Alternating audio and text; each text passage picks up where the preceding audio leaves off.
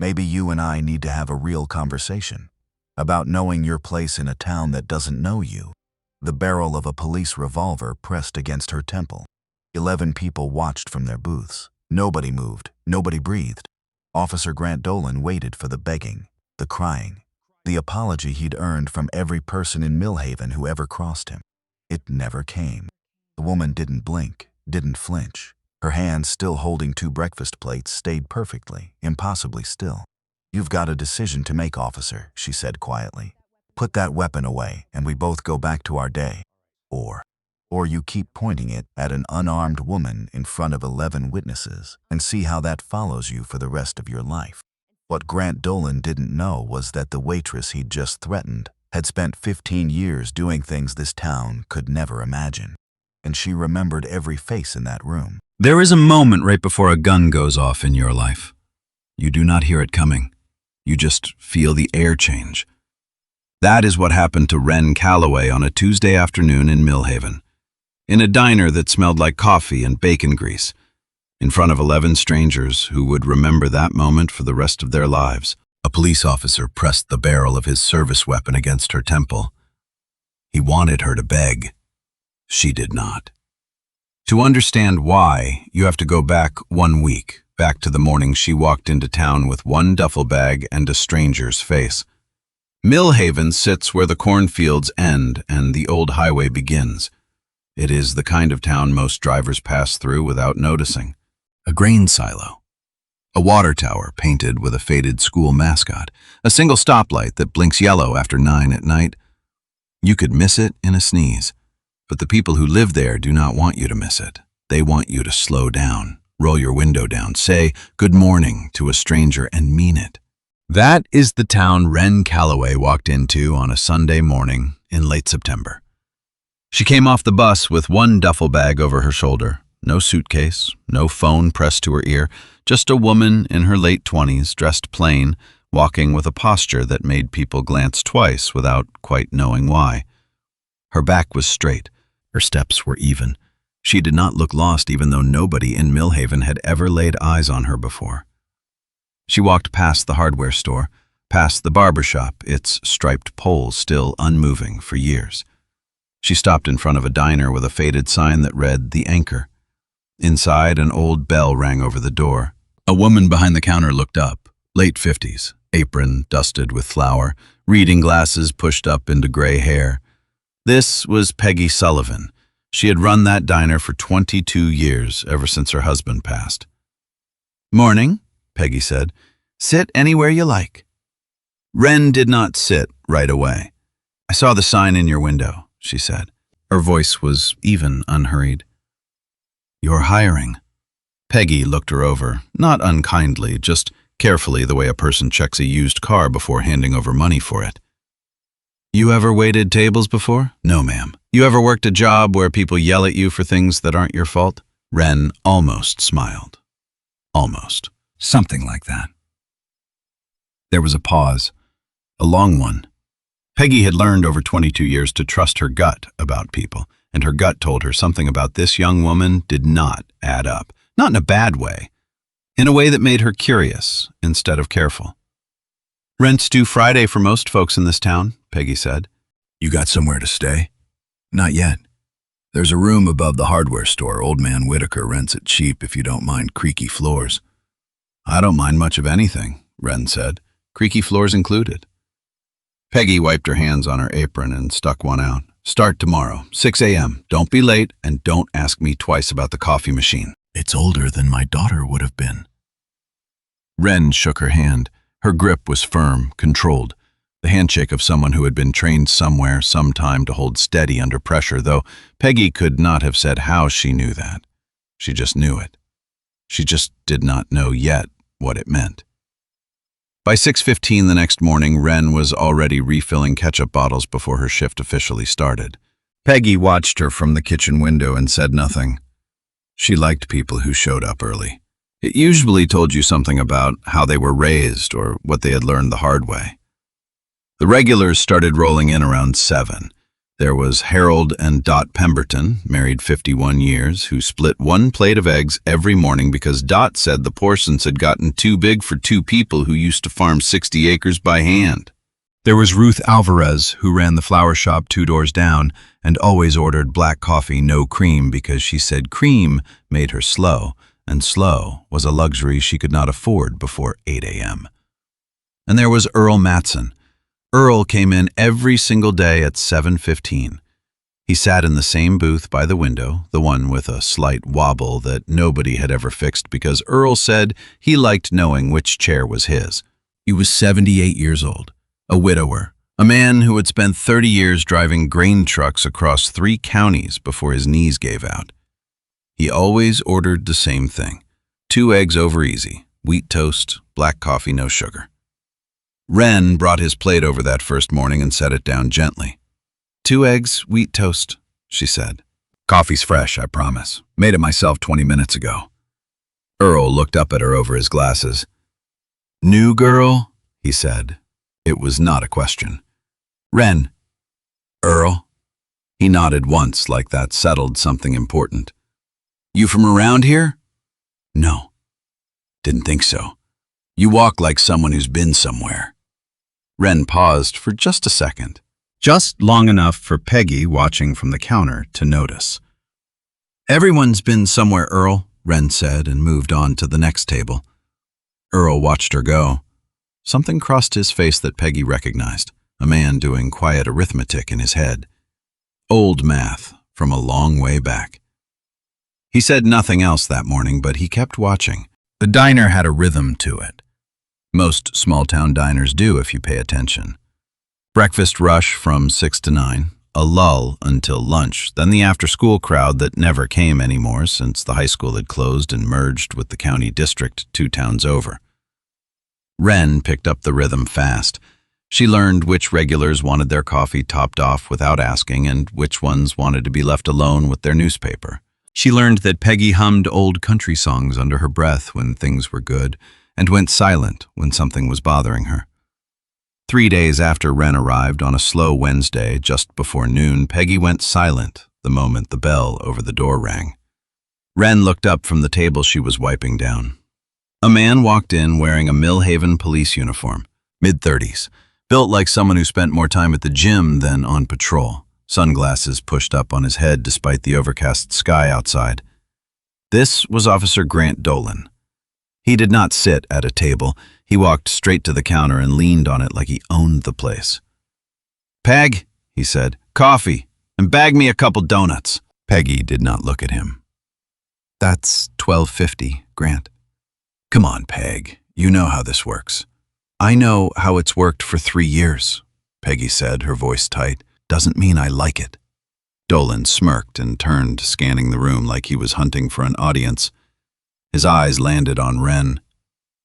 Who's this? New girl, Peggy said too quickly. Started Monday. Dolan walked over to where Wren stood, rag still in hand. You got a name, new girl? Wren, he said it slow, tasting the word, deciding he did not care for the flavor. Where you from, Wren? Around. Around's not a place. It's the only one I've got right now. A few of the regulars had gone quiet. Harold and Dot traded a glance. Ruth's hand tightened around her coffee cup.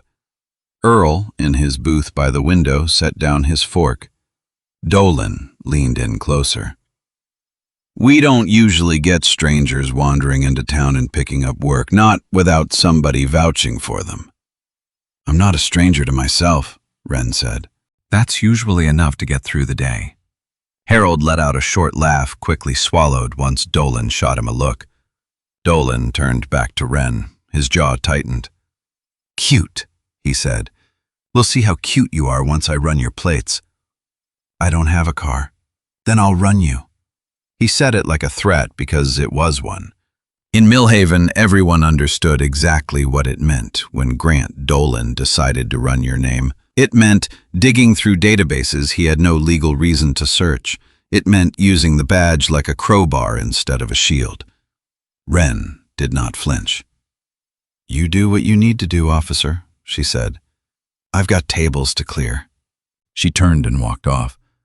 Dolan watched her go, somewhere between annoyed and intrigued. Most people pushed like that either apologized or shrank down small. She had done neither. He grabbed his coffee and his bag of donuts and left without paying the $12.50. Peggy exhaled once the door swung shut behind him. "You didn't have to do that," she said quietly. "Do what?" "Push back. Grant doesn't forget things like that." Wren kept wiping the counter, slow and even. "Neither do I," she said. Here is something worth understanding about small towns like Millhaven. Power does not always wear a badge or hold a title or carry a gun. Sometimes it wears silence instead. An entire community agreeing without ever once saying it out loud not to make waves. Grant Dolan had learned that trick early. His father, Walter Dolan, spent 16 years on the town council before stepping down 2 years back. People still called him councilman out of habit, maybe out of something closer to fear. Together, father and son had built something rotten underneath the town's friendly surface. Nobody spoke of it directly, but everybody knew the rules. You did not question a traffic stop. You did not report a missed inspection. And if the Dolans asked you to sign something, you signed it, smiled, and thanked them for stopping by.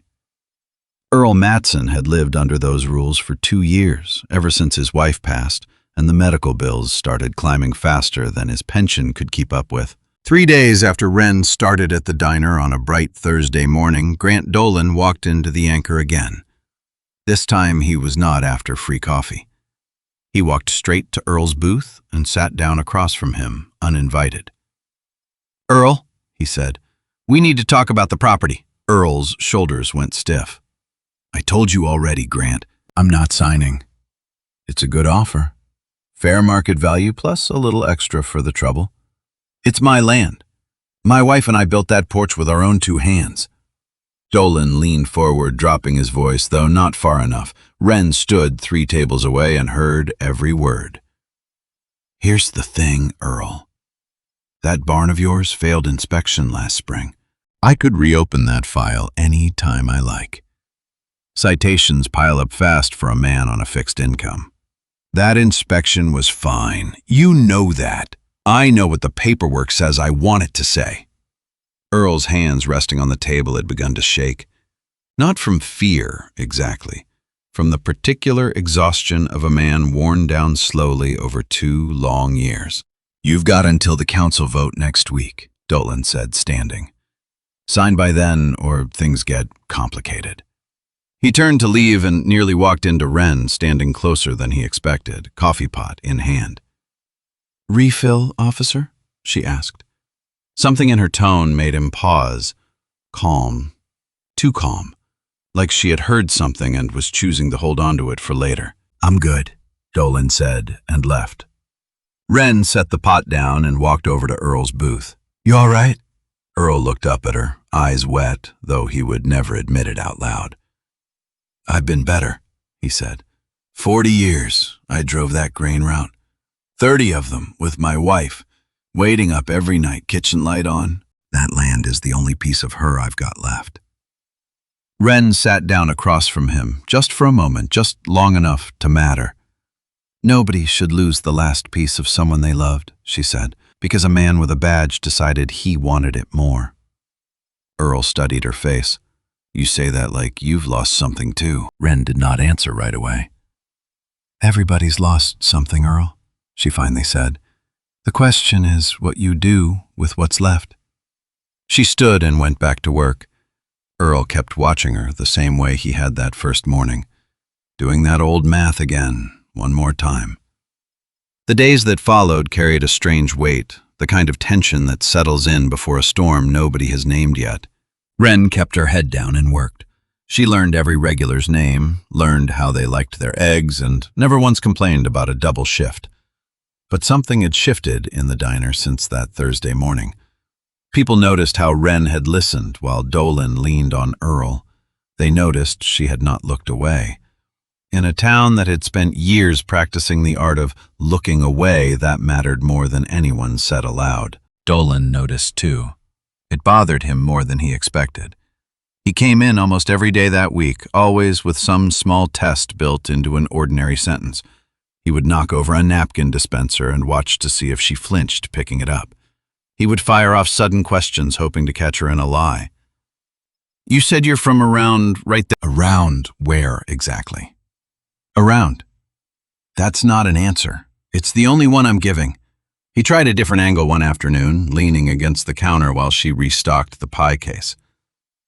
Most people who move to a town like this are running from something. Bad marriage, debt, maybe worse.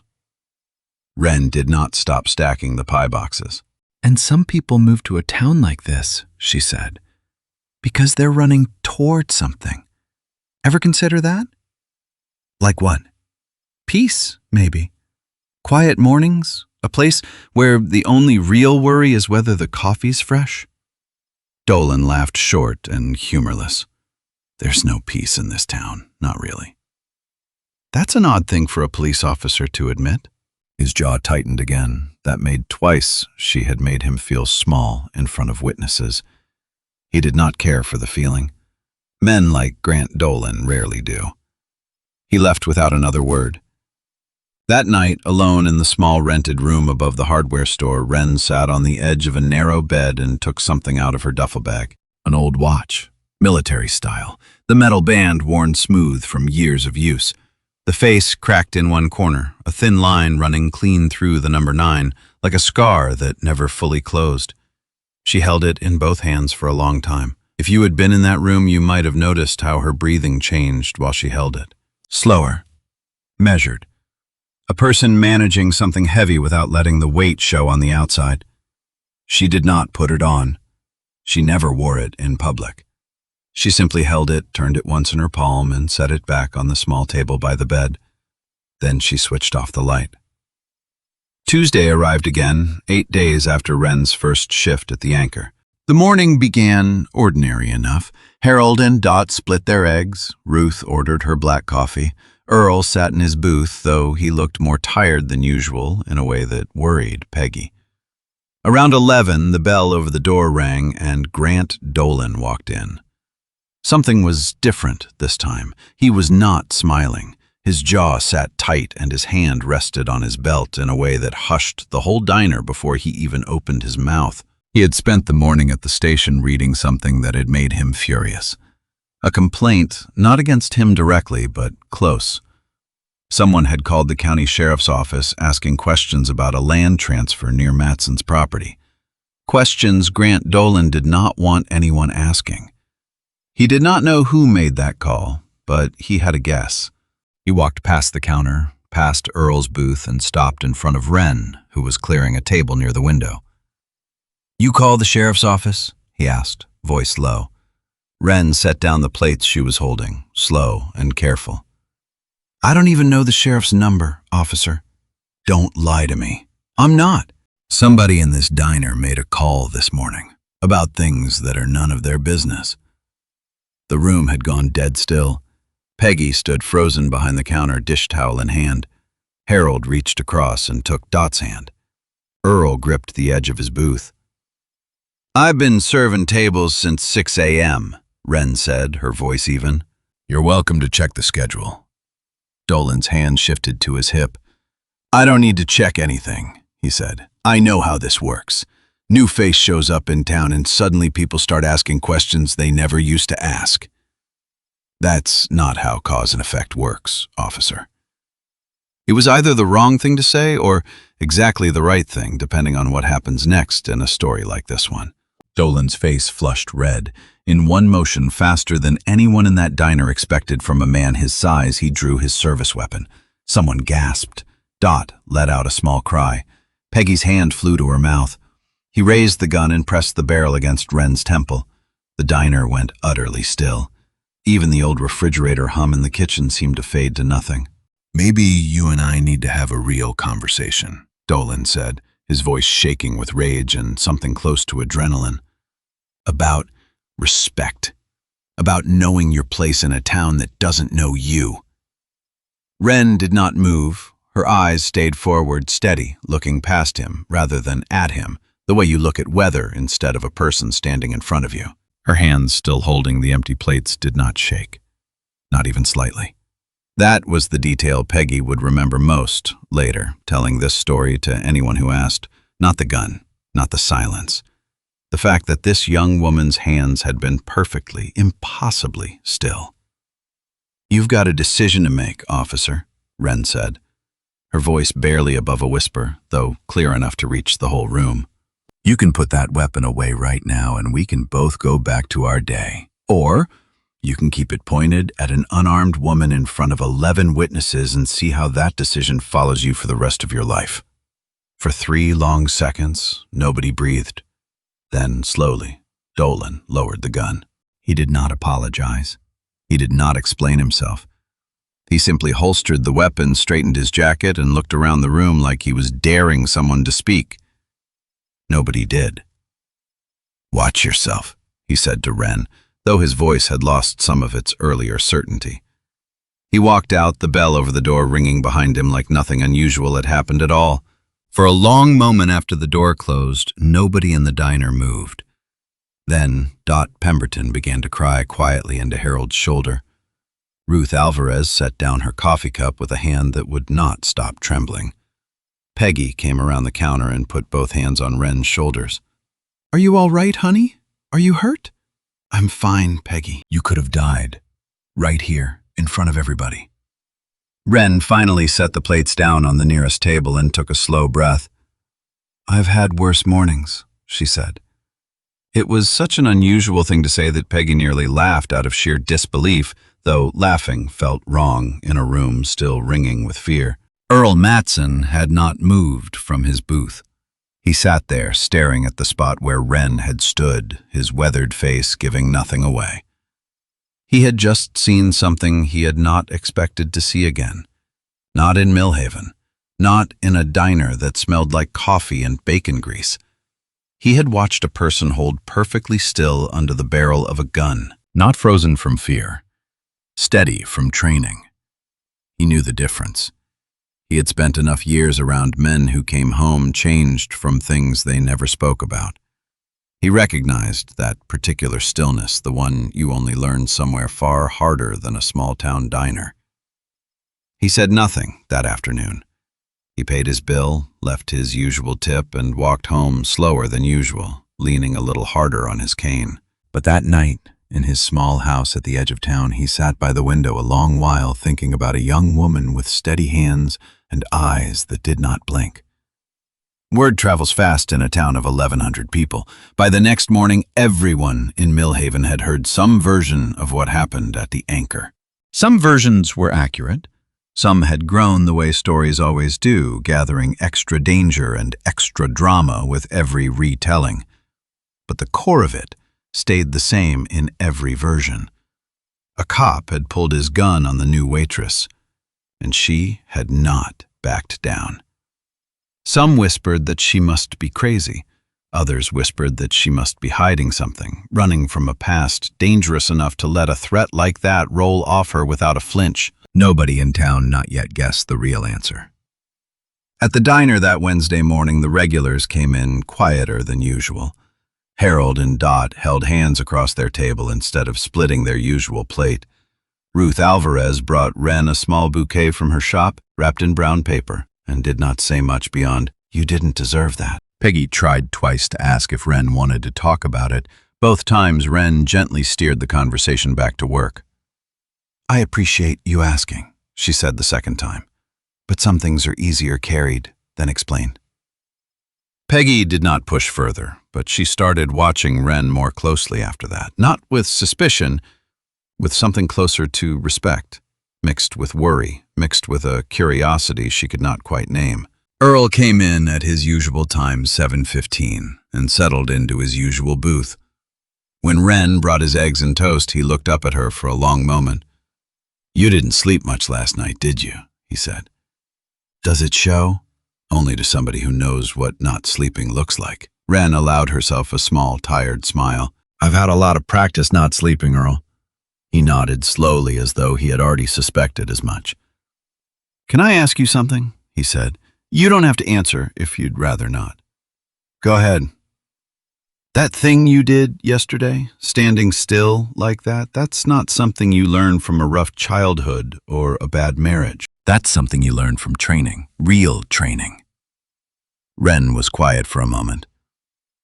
Earl, she finally said, I came to Millhaven to leave certain things behind.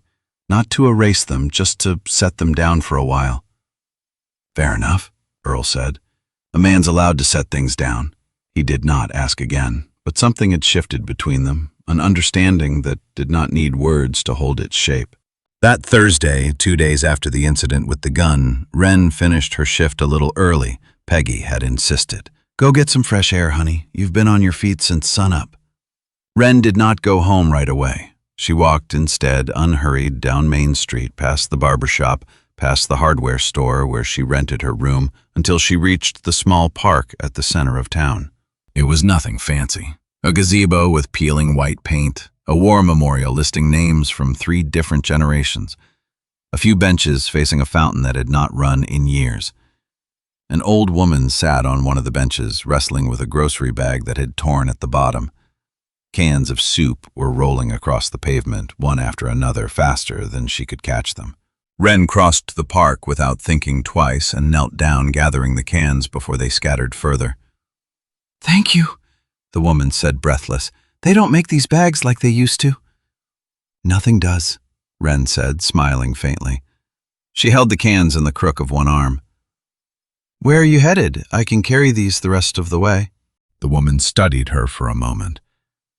You're the new girl from the diner, the one who stood up to Grant Dolan. Word had clearly traveled all the way here to a park bench 3 blocks from the anchor. I just poured coffee, Wren said. That's all. That's not all, and you know it. The woman's eyes were sharp despite her age. My name is Loretta. I live 2 streets over. My husband passed last spring, and my knees aren't what they used to be. I'm Wren. Let's get you home, Loretta. They walked together slow enough to match Loretta's pace, past small houses with sagging porches and neatly trimmed lawns, past a church with a hand-painted sign advertising a bake sale that weekend. Loretta talked the whole way people do when loneliness has been sitting on them a while and someone finally shows up to listen. She talked about her husband, a mechanic, who had fixed half the cars in Millhaven over 4 decades. She talked about her son, who lived 2 states away and called on Sundays sometimes. She talked about Grant Dolan, too, though she lowered her voice when she did. That boy has been trouble since he was young, Loretta said. His father was worse. Walter Dolan ran this town like it belonged to him for 16 years on that council. People were afraid to cross him, still are, most days. What changed that? Loretta shrugged the small, tired gesture. Nothing changed it. That's the trouble. Nobody ever stood up long enough for anything to shift. We just got used to letting it slide. They reached a small house with blue shutters and a wind chime on the porch. This is me, Loretta said. Thank you for the company, dear. And thank you for standing up for Earl and for Ruth and for the rest of us who forgot how. Wren set the grocery bag down gently on the porch step. I didn't do much. You did something, Loretta said. That's more than most people manage. Wren walked home slower than usual that evening, turning over how a whole town could learn over years to accept things that never should have been accepted in the first place. How silence, repeated long enough, starts to feel like peace, even when it is really just exhaustion wearing a familiar coat. She thought about her own training a long time ago in circumstances far from this quiet street. About how the hardest lessons were never really about weapons or tactics. They were about knowing when silence had gone on too long and when it was finally time to speak. The days after the gun incident settled into something close to normal, though normal now carried a different texture. Grant Dolan did not come into the diner for 4 straight days, the longest gap anyone could remember since he started demanding free coffee 3 years earlier. When he finally returned on Saturday afternoon, he did not lean on the counter or make demands. He sat quietly at a table near the door, ordered properly, and paid for it before leaving. He did not look at Wren once, but everyone in the diner sensed the story was not finished. Grant Dolan was not a man who let embarrassment go unanswered. He was simply waiting for the right moment. That moment came the following Tuesday, exactly 1 week after the first incident, on a slow afternoon, once the lunch rush had thinned. Ruth Alvarez sat near the counter, sipping tea and reading the local paper. A slight tremor lived in her hands, a small sign of age most people in town had learned to work around without comment. Wren was carrying a tray of hot water and tea supplies across the diner, headed for Ruth's table. Grant Dolan walked in at that exact moment. He saw Wren carrying the tray. He saw an opening.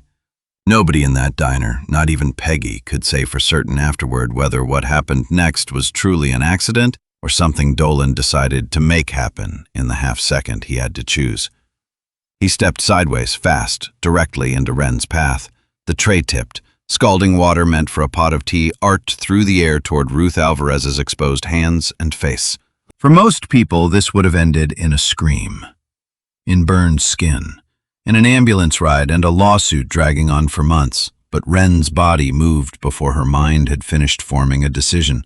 Her left hand shot out and caught the falling tray by its edge, redirecting the water in a controlled arc away from Ruth entirely, splashing it harmlessly onto the tile floor instead. Her right hand in the same motion guided Ruth's shoulder backward out of range. The whole sequence took less than 1 second. When it was over, Ruth sat stunned but completely unharmed, her tea and newspaper scattered on the table in front of her. The hot water steamed on the floor several feet from where anyone had been standing. Wren stood perfectly still, tray now empty in her hand, breathing normally, as though nothing unusual had happened at all. The diner fell silent for the second time in 2 weeks. Grant Dolan stood frozen near the doorway, his expression caught somewhere between shock and something close to fear. "That was clumsy of me," he muttered, though nobody in that room quite believed the word clumsy described what they had just watched. He left quickly, without ordering anything. Ruth Alvarez sat shaking slightly in her chair, more from adrenaline than injury. "How did you—" She started, then stopped, unable to finish the sentence.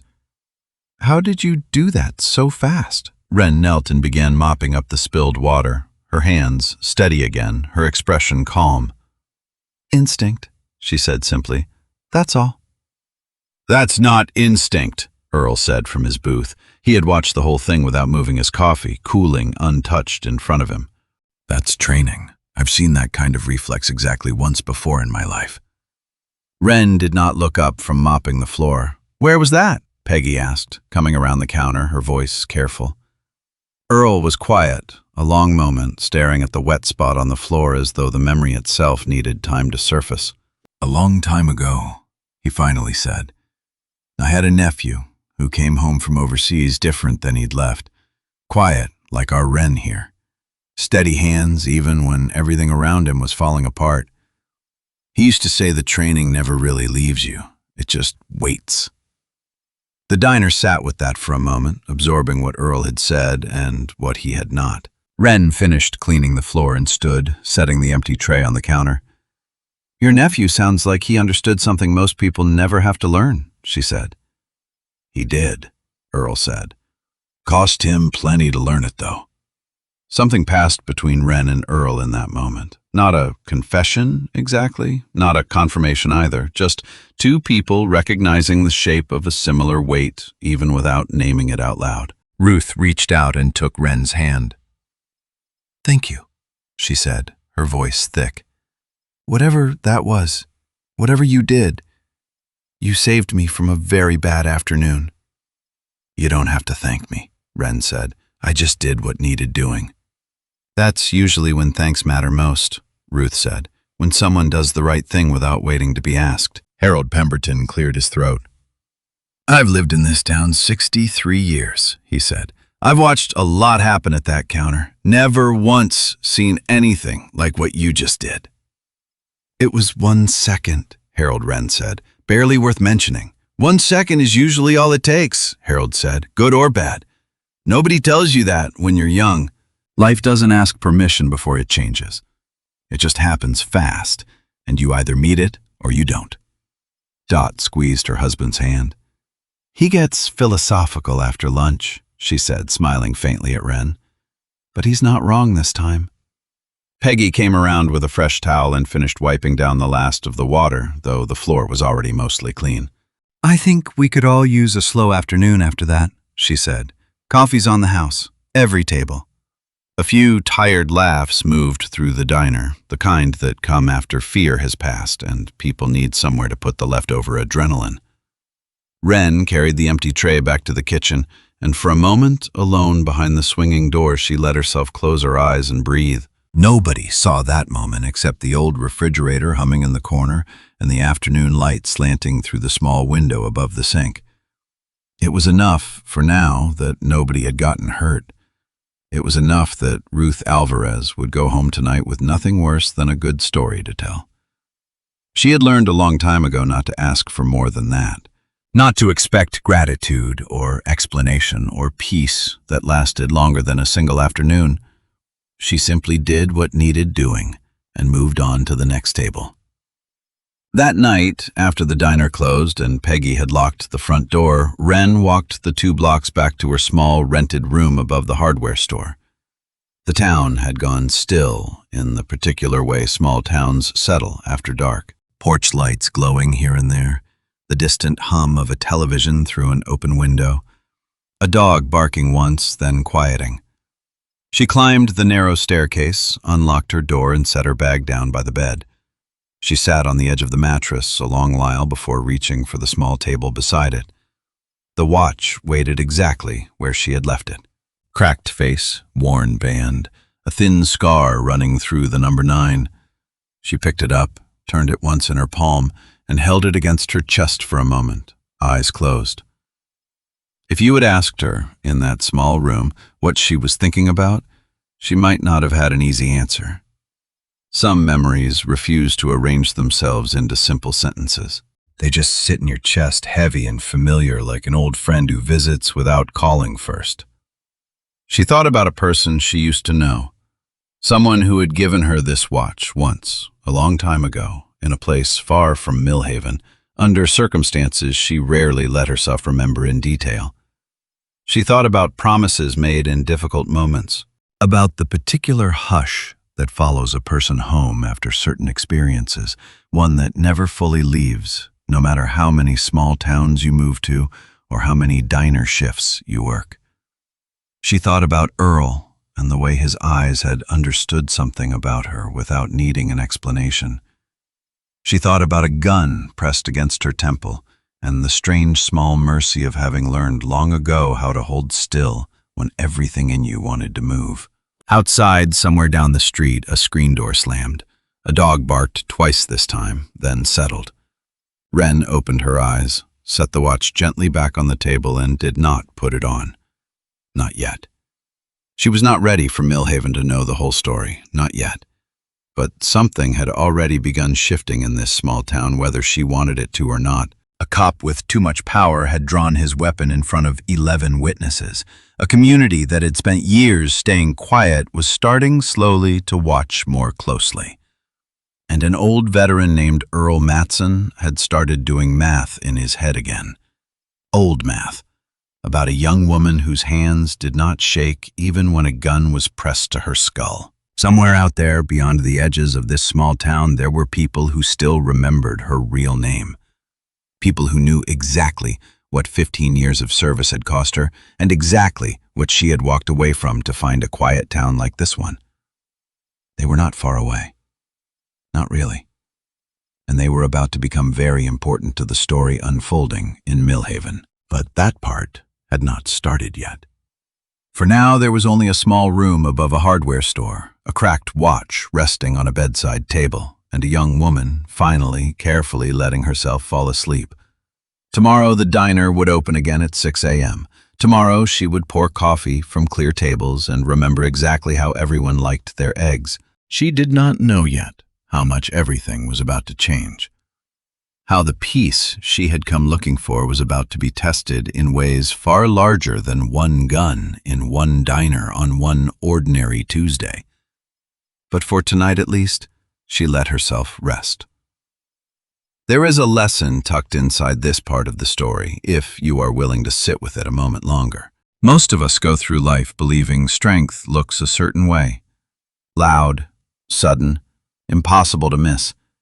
Real strength, the kind that actually holds a room together, often looks like something much smaller. A steady hand, a calm answer, a woman kneeling down to gather spilled cans of soup for a stranger on a park bench. Wren Calloway did not come to Millhaven looking for a fight. She came looking for quiet mornings and honest work for a town small enough that nobody would ask too many questions.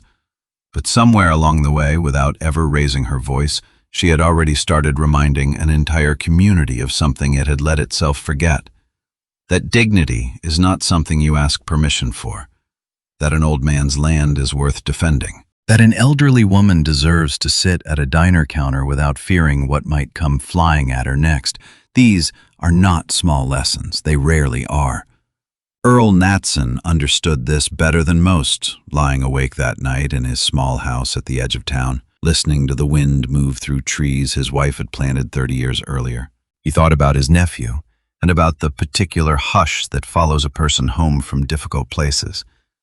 He thought about a young woman with steady hands and wondered how much weight she was carrying and how long she had carried it alone. He made a decision that night, lying there in the dark. Whatever came next for Wren Calloway in this town, whatever trouble Loretta had spoken of without naming it directly, he would not look away this time. He had looked away for 2 years while the Dolans tightened their grip on Millhaven. He would not look away again. Tomorrow the diner would open at 6 a.m., same as always. Tomorrow Wren would pour coffee, clear tables, and remember exactly how everyone liked their eggs. But something in Millhaven had already shifted quietly, the way seasons turn before anyone notices the first cold morning. A cop with too much power had drawn his weapon in front of 11 witnesses, and an entire town had watched a stranger refuse to be afraid. That kind of moment does not simply disappear. It sits in a town's memory, waiting for the next thing to happen. And in Millhaven, the next thing was already on its way. Small towns rarely announce their turning points in advance. They arrive quietly, disguised as ordinary Tuesdays, ordinary diners, ordinary strangers stepping off an ordinary bus with nothing but a duffel bag and a face nobody recognized. Millhaven would not recognize, not yet that its turning point had already walked through the door of the Anchor Diner a week earlier, asking about a help wanted sign. It would take a few more weeks before the town understood what it had actually been given. A chance to remember something about itself that 2 years of quiet fear had nearly worn away entirely. The simple, stubborn belief that neighbors look out for neighbors, no matter who wears the badge and no matter how long the silence has lasted. Earl Matson would carry that thought with him into the days ahead, through paperwork he still had not signed, through a council vote still looming on the calendar, through a friendship with a quiet young woman that would ask more of him than he expected and give him back more than he ever thought he had left to give. Peggy Sullivan would carry it too, behind her counter pouring coffee for a town that was slowly, carefully learning to look each other in the eye again. And somewhere, above a hardware store, in a small rented room with creaky floors, a woman with 15 years of service folded quietly into her past would sleep a little easier that night. Not because the danger had passed, but because for the first time in longer than she could remember, she was not the only one standing guard. Some men learn from being embarrassed. Grant Dolan was not one of them. The week after the gun incident, and the day after the spilled tray of scalding water, something in him had started to curdle. Not shame. Something closer to resentment, the kind that grows quietly in a man who has never once had to answer for his mistakes. He had been humiliated twice in front of witnesses by a waitress with no last name he trusted and no past he could find.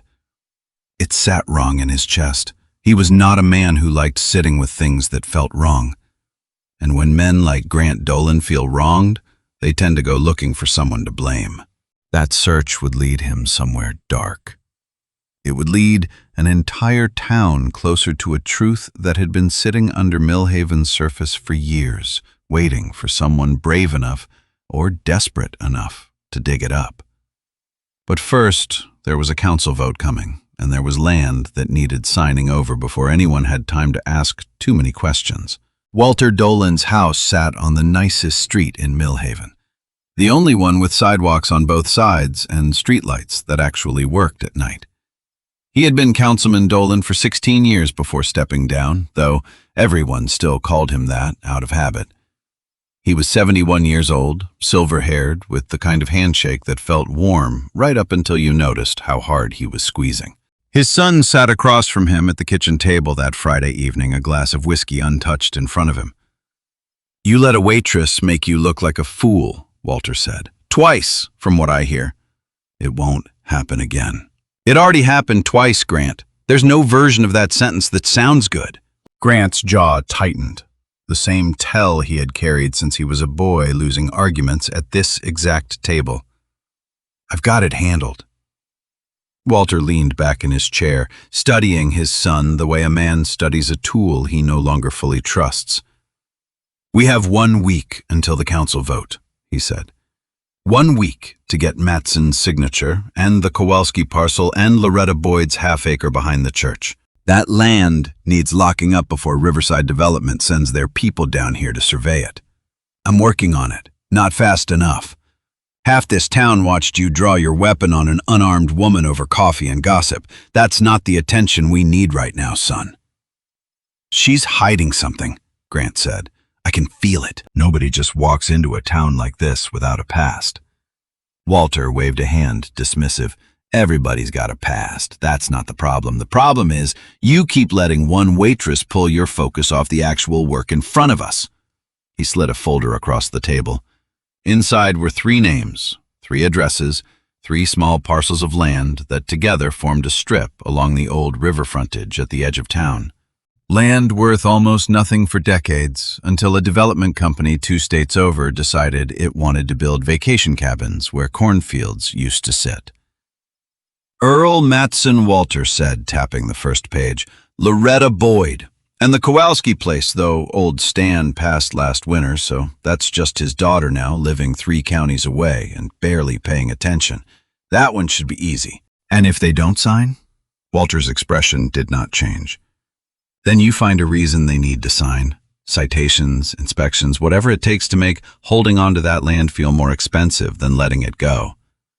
Grant looked down at the folder, at Earl Matson's name typed neatly across the top of the first page. Something flickered across his face, quick and small. Gone before it could grow into anything worth naming. "I'll handle it," he said again, harder this time. Walter nodded, satisfied, and poured himself another drink. Neither man noticed the kitchen window had been left open a crack, a breeze carrying their voices out into the evening street. Not that it mattered.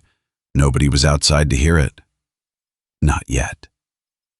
Earl Matson had not slept well in 3 nights. He sat in his kitchen that Monday morning staring at a stack of paperwork spread across the table where his wife used to set breakfast every day for 30 years. The papers wanted his signature. A land transfer agreement dense with legal language he only partly understood, offering a number that looked fair until you weighed it against what a company willing to pay real money for river frontage actually thought that land was worth. He had until Friday, the council vote. He picked up his coffee mug, found it empty, and set it down without refilling it. He was tired in a way that had nothing to do with sleep. At 7:15, he walked to the diner, same as always, and slid into his usual booth by the window. Wren brought his eggs and toast without him asking. "You look like you didn't sleep, Earl." "Didn't sleep much, no." "Want to talk about it?" He turned his fork over in his hands a long moment before answering. "You ever have to choose between the last thing you've got left of someone you loved and just making your life easier?" Wren set down the coffee pot and slid into the booth across from him the way she had once before. "I've had to choose between harder things than that, Earl." "Doesn't make this one feel small." "No," she agreed. "It wouldn't."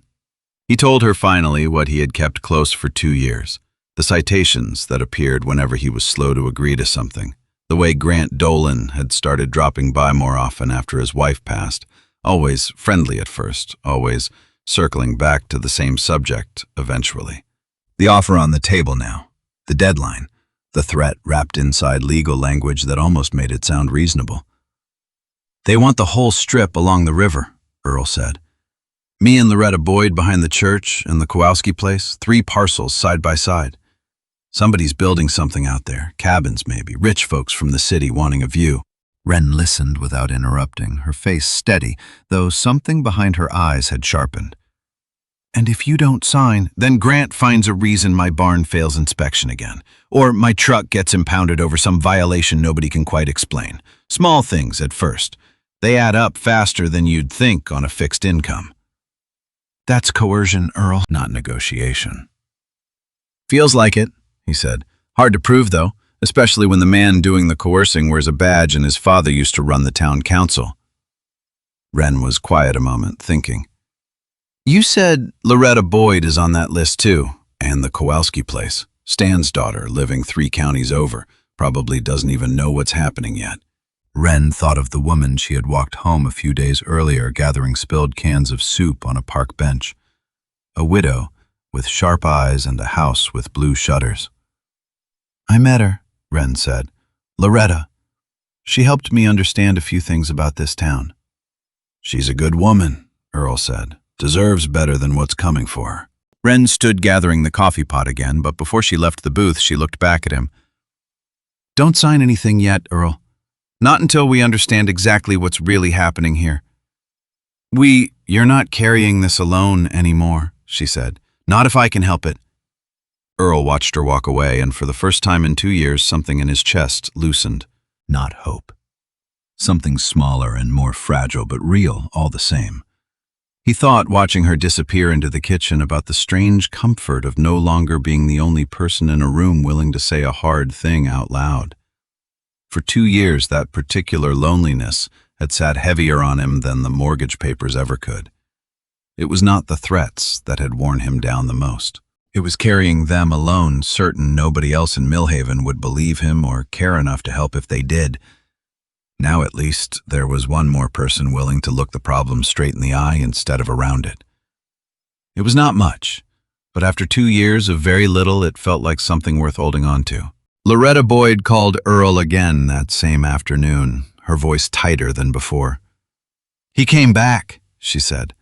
Left a citation on my door this time. Says my porch railing is a safety hazard. Gives me 30 days to fix it or pay a fine I can't afford. That railing's been fine for 20 years, Loretta. I know that. You know that. Doesn't seem to matter what we know.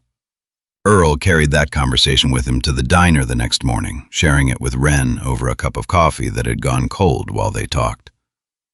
It's not just land they're after, Earl said. It's wearing people down until giving up feels easier than fighting. I've watched it happen to 3 other families over the years. Quiet folks. Older folks. People who didn't have anybody willing to make noise on their behalf. What happened to them? 2 of them sold and moved on. One family just left town altogether, packed up in the middle of the night without so much as a goodbye to the neighbors. Nobody ever talked about why. We all just assumed they had their reasons. Wren set down her coffee cup carefully. That's not assuming, Earl. That's choosing not to ask a question you already suspected the answer to. Earl looked at her for a long moment, something uncomfortable crossing his weathered face. You're not wrong, he admitted. This town got very good at not asking questions. Took a stranger with a duffel bag to remind us what asking even sounds like. I'm not trying to remind anyone of anything, Earl. I just don't like watching people get pushed around. Maybe that's the same thing in the end, Earl said. You don't have to mean to be a reminder. Sometimes it just happens because somebody finally stood still long enough for the rest of us to notice what we'd stopped seeing. Wren considered that, turning it over the way she turned over most things slowly without rushing toward an answer. 3 families, she said. That's not bad luck, Earl. That's a pattern, and patterns can be proven if somebody's willing to look closely enough. You planning on looking? I'm planning on making sure somebody does, whether that's me or Sheriff Callahan or anybody else this town still trusts enough to listen to. Earl nodded slowly, something steadying behind his tired eyes. There aren't many of those left, he said. People this town still trusts, I mean, but there's a few. More than there used to be now that you're here. By Wednesday, 2 days before the council vote, Grant Dolan's patience had run out entirely. He had visited Loretta Boyd the day before, standing on her porch with the blue shutters, explaining in careful, polite language exactly how expensive it might become for a widow living alone if certain code violations were discovered on her property. Loretta had not signed. She had simply thanked him for stopping by, closed her door gently, and called Earl Matson the moment he was gone. "They came for me, too," she told him. "Same as you. Same deadline." Earl relayed this to Wren the next morning at the diner, keeping his voice low, though the breakfast crowd had thinned enough that privacy was not hard to find. 3 parcels, Wren said more to herself than to him. All connected. All tied to the same deadline. This isn't random harassment, Earl. This is a plan. What do we do? For now, nothing that draws attention. Let me think. Thinking takes time. And time was the one thing Grant Dolan had decided to stop giving anyone. That same Wednesday afternoon, a different kind of trouble arrived at the Anchor Diner, one that had nothing to do with land, or at least appeared that way at first. Peggy kept a small donation box near the register, decorated with a faded photo of a local family whose house had burned down 2 winters earlier. Customers dropped in spare change and folded bills, and every few months, Peggy counted it out and delivered it personally to whichever family in town needed it most. The box had held nearly $400 as of Monday morning. By Wednesday afternoon, when Peggy checked it before closing, the box sat almost empty. Less than $30 remained, loose change rattling at the bottom. "That can't be right," Peggy said, counting it twice, then a third time, her hands beginning to shake. "There should be almost $400 in here." She looked around the diner at the handful of regulars finishing their coffee, at Wren wiping down the counter near the pie case. Nobody said anything at first. Then Peggy's eyes landed almost by accident on Wren, and something shifted in her expression before she caught herself and looked away. Wren noticed. She had spent years learning to notice exactly that kind of small, involuntary shift in another person's face. "Peggy," she said carefully. "You don't think—" "No," Peggy said quickly. Too quickly. "Of course not. I'm sure there's an explanation." But the seed had already dropped, and seeds like that grow fast in a town primed for suspicion by a stranger who had arrived less than 2 weeks earlier with 1 duffel bag and no explanation for where she came from.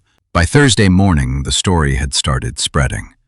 A whisper at the hardware store, a comment at the church bake sale, someone mentioning almost in passing that the new girl at the diner had access to that donation box every single day. Wren heard none of it directly. She simply noticed, over the course of Thursday, that a few regulars seemed a little cooler than usual, a little less willing to meet her eyes when she refilled their coffee. She said nothing. She had learned long ago that explaining yourself too quickly before you understand what you are actually defending against rarely helps. She did not yet know that Grant Dolan had started the whisper himself, that he had mentioned it almost casually to 3 different people around town and let the story do the rest of the work on its own. He had learned that trick from his father. You did not need to prove something in a small town. You just needed to say it loud enough to enough people and let silence carry it the rest of the way. Friday morning arrived gray and overcast, matching the mood settled over Millhaven without anyone quite naming why. The council vote was scheduled for that evening. Earl still had not signed. Loretta still had not signed. The Kowalski daughter, 3 counties away, had not returned a single phone call. Grant Dolan walked into the Anchor Diner at 11:15 exactly as he had 2 weeks earlier, though this time his expression carried none of the earlier smugness. This time he looked like a man who had run out of patience and out of time and had decided the 2 problems in front of him, the land and the waitress, could somehow be solved in a single move. He did not stop at the counter. He walked straight to where Wren stood clearing a table near the window, the same window where Ruth Alvarez had nearly been burned by scalding water 10 days earlier.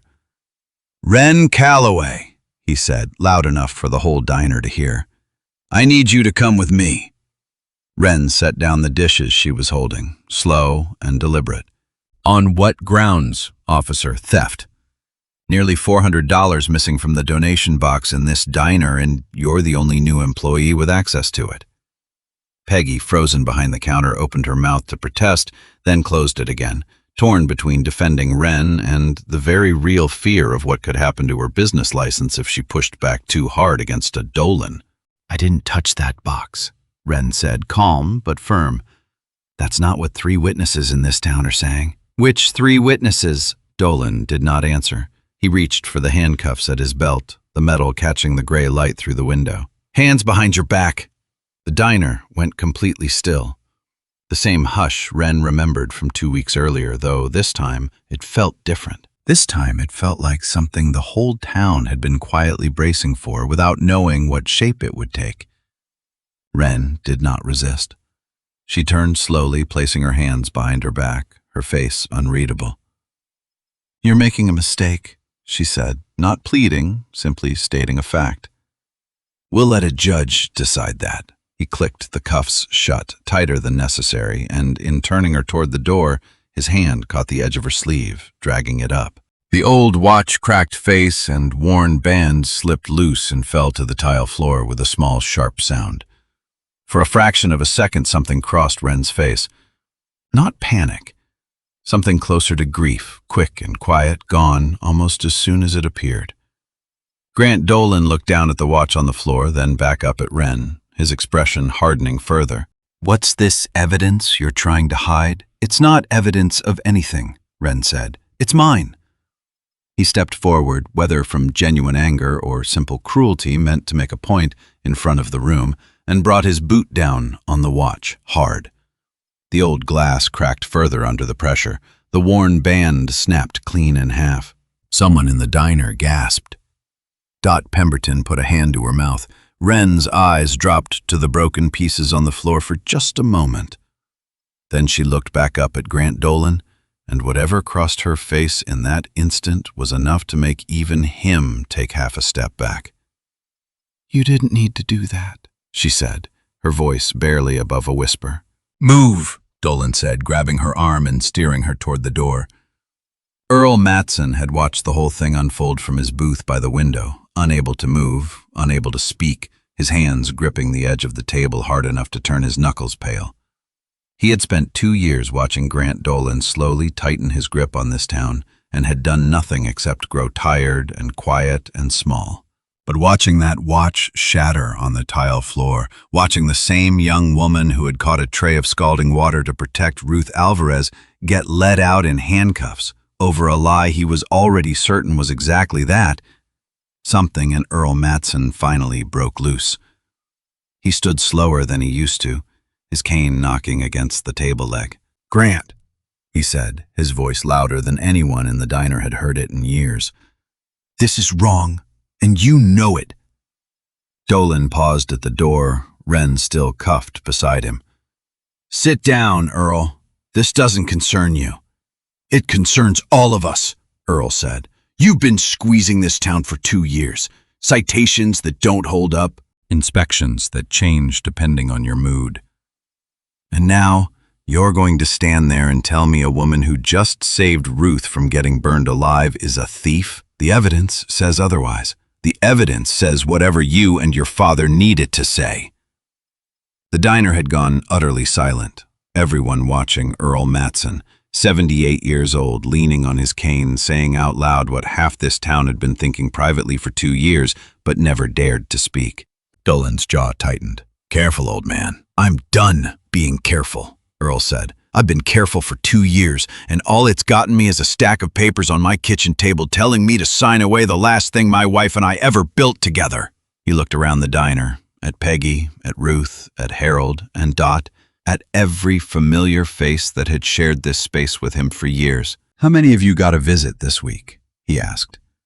"How many of you got told your inspection might fail or your permit might get pulled right before a council vote that decides whether some development company gets our riverland for pennies on the dollar?" Nobody answered right away, but the silence itself was an answer, heavy and uncomfortable, settling over the room like a held breath finally let go. Loretta Boyd, who had come in for her usual afternoon tea and watched the last several minutes in stunned silence, spoke up quietly from her seat near the counter. "He came to my house Tuesday," she said. Same conversation, same deadline. Dolan's face flushed red, caught between fury and the sudden awareness that this conversation was happening in front of far too many witnesses. "This isn't the time," he said, and pulled Wren toward the door. "When is the time, Grant?" Earl called after him. "When exactly is the right time to talk about what your family's been doing to this town?" Dolan did not answer. The bell over the door rang as he pulled Wren outside the diner, falling into a heavy, stunned silence behind them. Peggy knelt down and gathered the broken pieces of the watch from the floor, cradling them in her palm. "I should have said something a long time ago," Earl said, still standing, his hands trembling now that the adrenaline was fading. "You did the right thing," Peggy said, though her voice shook. "Grant's not going to forget this, though. Any of it." "Let him remember," Earl said. "I'm tired of being the only one who does." Ruth Alvarez came around the counter and set a gentle hand on Earl's shoulder. "We should have said something years ago," she said. "All of us.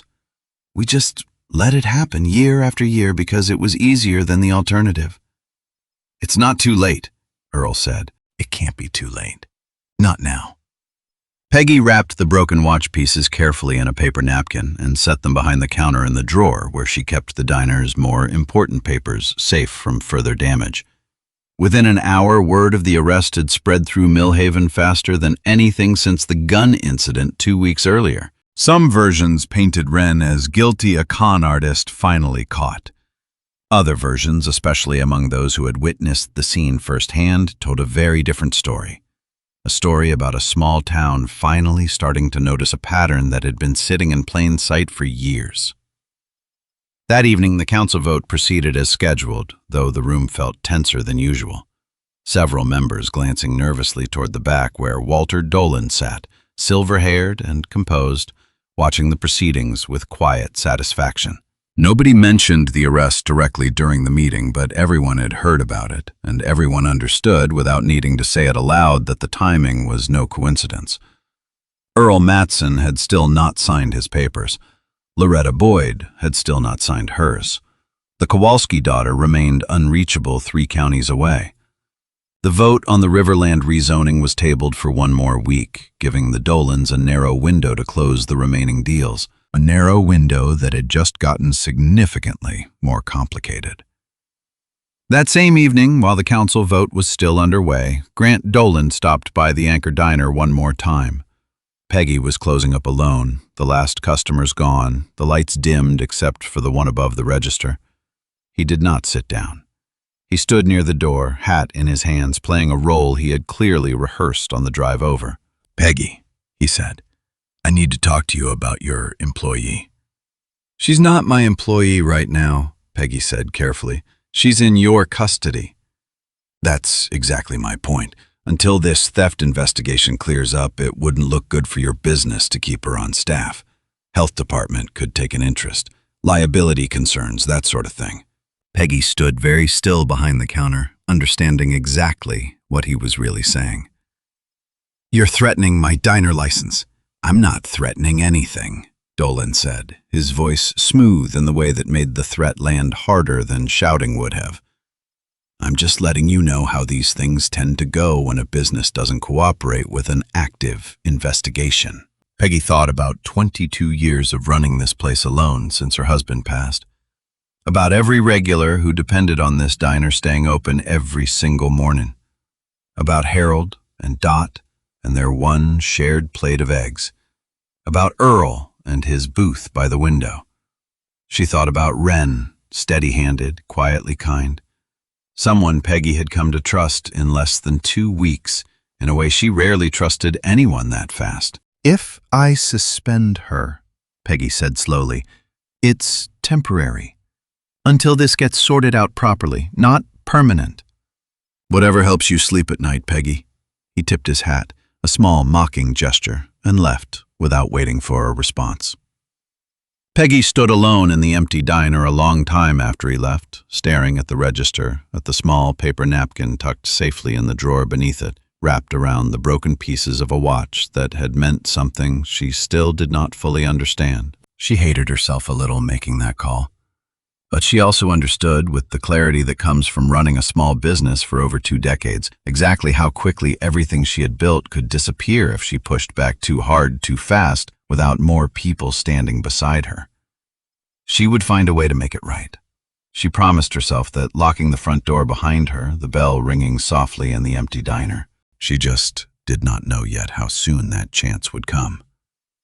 Wren spent that night in the small holding cell at the Millhaven police station, the only cell the tiny department maintained, usually reserved for the occasional drunk driver or teenager caught vandalizing the water tower. She sat on the thin cot, elbows resting on her knees, and did not sleep. She was not afraid. Fear was a feeling she had learned a long time ago to set aside once it stopped being useful. What she felt instead was closer to calculation, the familiar process of assessing a situation and deciding what came next. She thought about Earl standing up in that diner, his voice shaking with something braver than fear.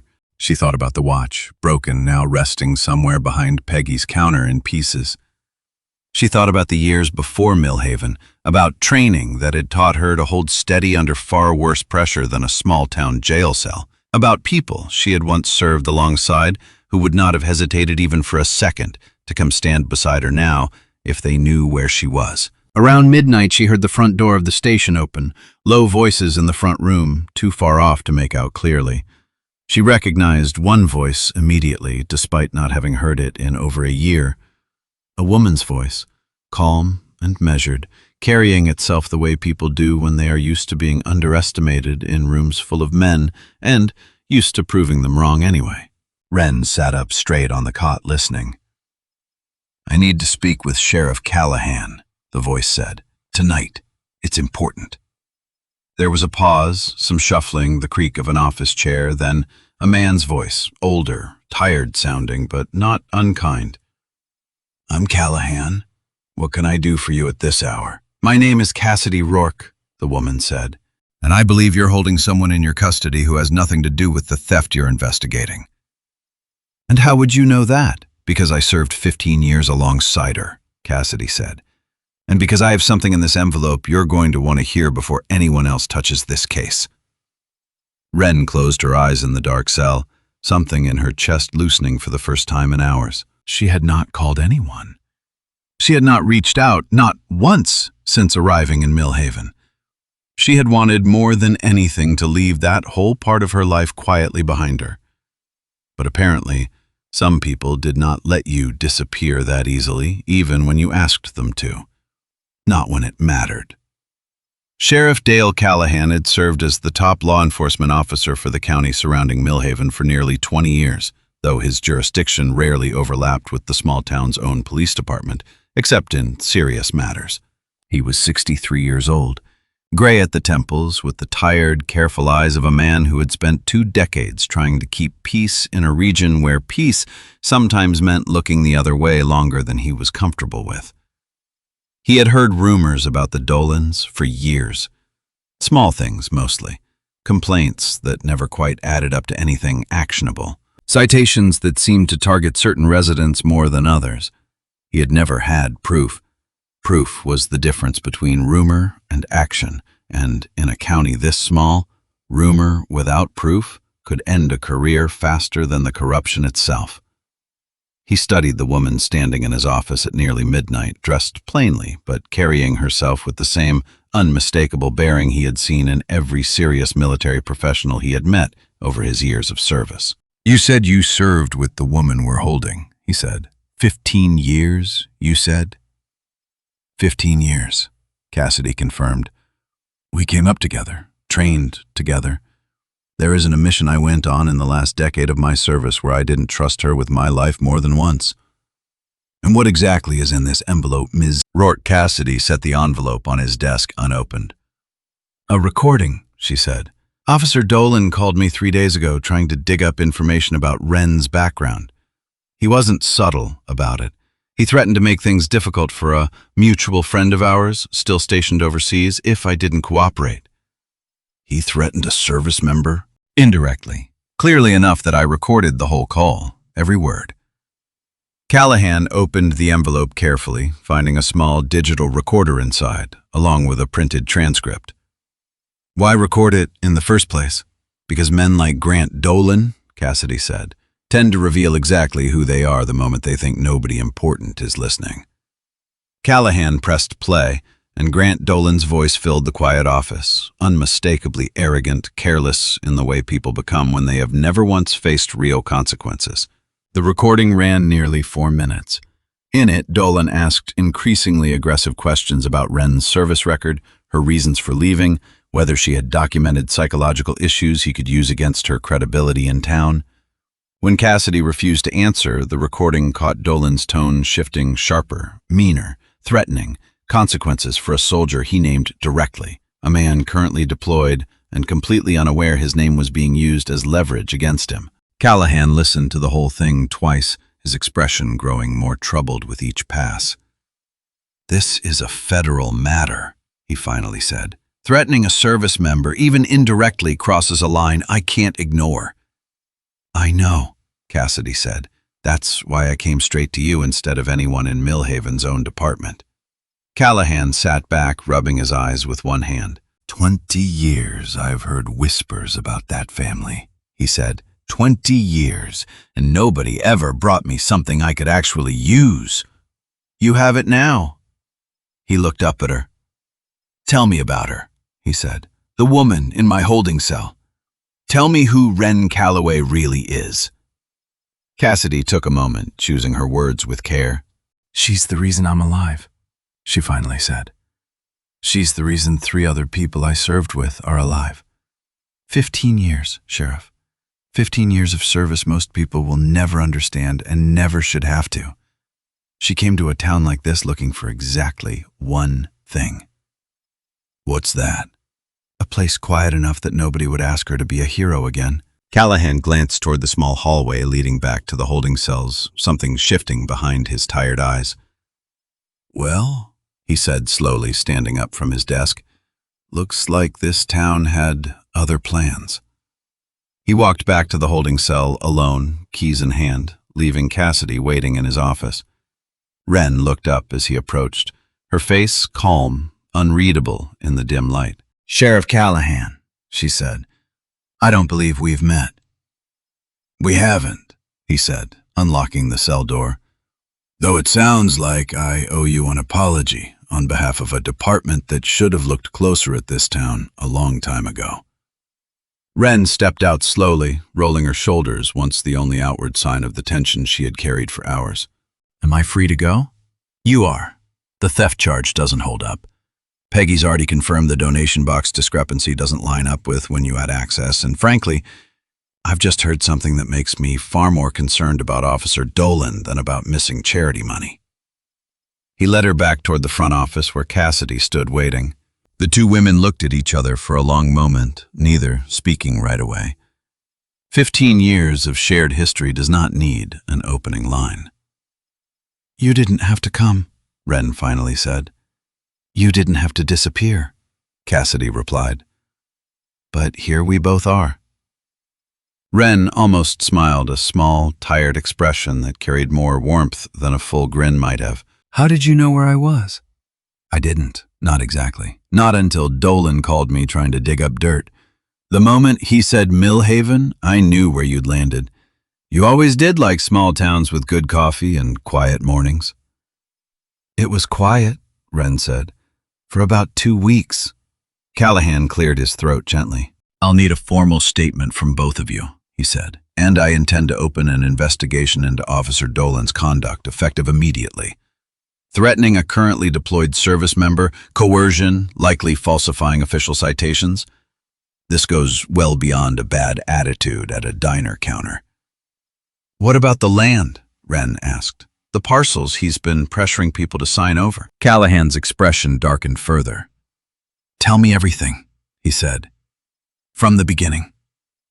By the time Wren walked out of the small police station, the sky outside had begun to lighten pale gray, stretching over Millhaven's empty streets. Cassidy walked beside her, hands in her jacket pockets, matching her pace, without needing to be asked. "You look tired," Cassidy said. "I've had worse nights." I remember a few of them. They walked in easy silence for a while past the hardware store, past the barber shop, the town slowly waking around them, porch lights clicking off one by one. "Thank you," Wren finally said, "for coming. You don't have to thank me. You know that. I do anyway." Cassidy glanced sideways at her. "You gonna tell them?" she asked. "This town? Who you really are? What you actually did for 15 years? Wren watched the sun begin to climb over the grain silo at the edge of town. "I didn't come here to be known," she said. "I came here to be quiet." "Quiet's not really an option anymore," Cassidy said gently. "Not after tonight. Not after what that man did to you in front of a diner full of witnesses." Wren thought about Earl standing on trembling legs to defend her, about Loretta admitting in front of everyone that she had been threatened too, about the watch broken, now sitting in pieces behind Peggy's counter. "Maybe not," she said, "but there's a difference between being known and being used as a symbol." "I'm not interested in being a symbol, Cassidy. I just want to help these people keep what's theirs." Cassidy nodded slowly, understanding something in that statement that went deeper than the words themselves. "You always were like that," she said, "even back then. Half the unit wanted commendations pinned to their chests. You just wanted to make sure everyone got home. Getting people home was the only part that ever mattered." "I know. I remember." Cassidy kicked a small stone off the sidewalk, watching it skitter into the grass. "You disappeared without a word, though. No forwarding address, no calls. Took me the better part of a year to stop expecting you to show up somewhere." "I needed the quiet to be real," Wren said. "Not something I was performing for people who still expected the old version of me." "And is it real, I mean?" Wren considered the question honestly. "It was for about 2 weeks, she said. Then a man pointed a gun at my head over coffee and everything got complicated again." Cassidy laughed short and surprised, the sound cutting through the heavy morning air. "Sounds about right," she said. "Trouble always did know how to find you, even when you weren't looking for it." They reached the edge of the diner's parking lot, the anchor's windows dark, the closed sign still hanging in the door. "I should get some rest," Wren said. "Diner opens at 6 whether I slept or not." "You're still going to work today?" "After everything. Especially after everything," Wren said. "People need their coffee, Cassidy. Some things don't stop just because the world got complicated overnight." Cassidy smiled, a real one this time, tired but genuine. "Same old Wren," she said, "steady as ever." "Someone has to be," Wren said, "in a town like this."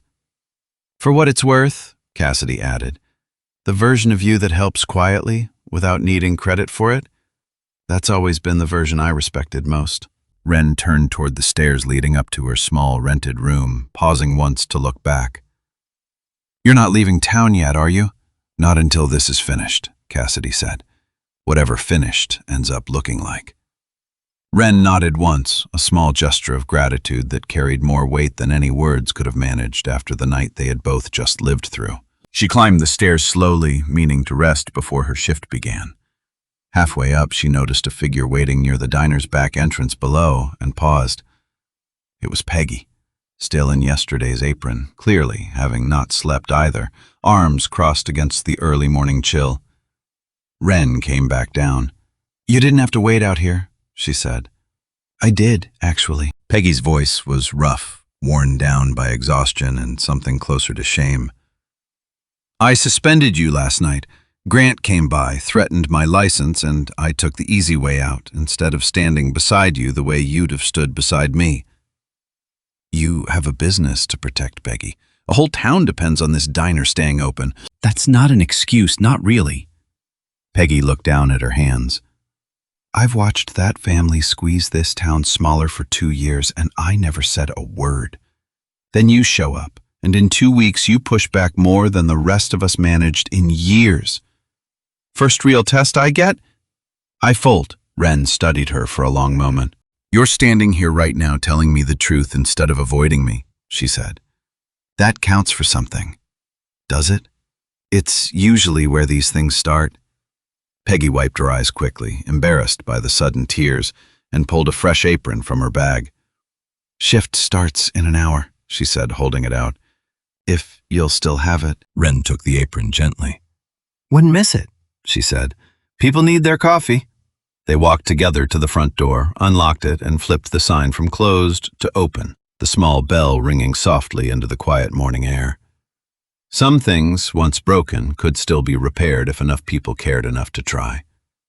The small table beside her bed sat empty later that morning, after her shift finally ended. No watch resting there waiting to be held.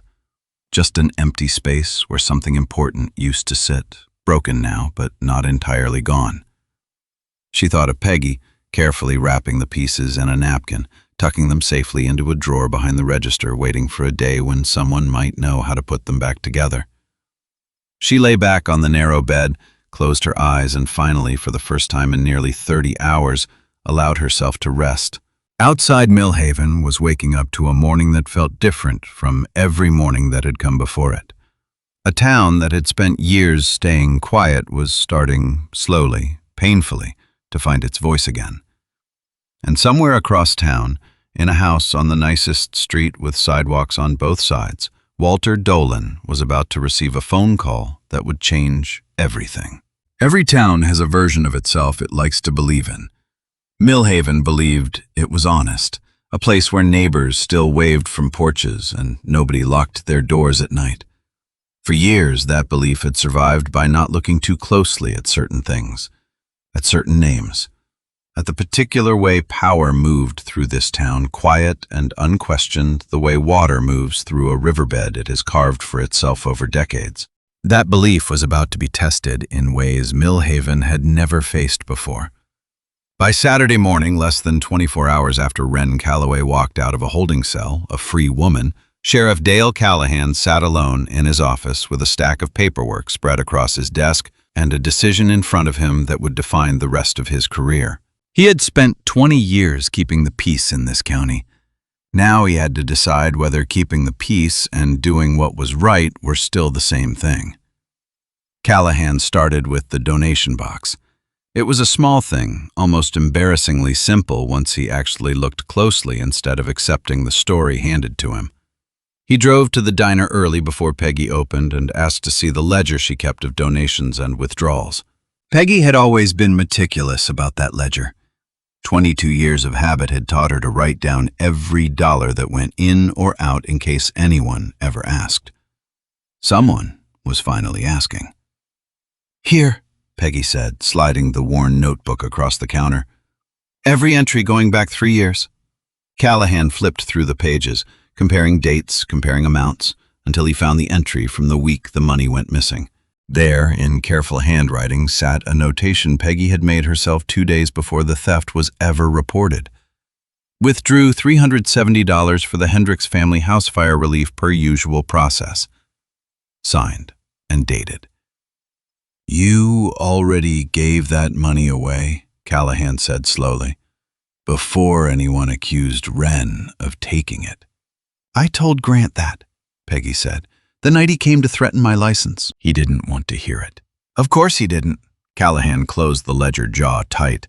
"Because the theft charge was never really about the money. It was about getting Wren out of that diner and out of the way before the council vote." He asked Peggy for a copy of the ledger, thanked her, and drove straight to the county records office, a small brick building 2 towns over that most Millhaven residents had never once stepped inside. There, with help from a records clerk who owed him a favor from years back, he pulled the land transfer documents currently on file for 3 properties along the river frontage. Earl Matson's parcel, Loretta Boyd's half-acre, the Kowalski land, 3 counties removed from anyone paying close attention.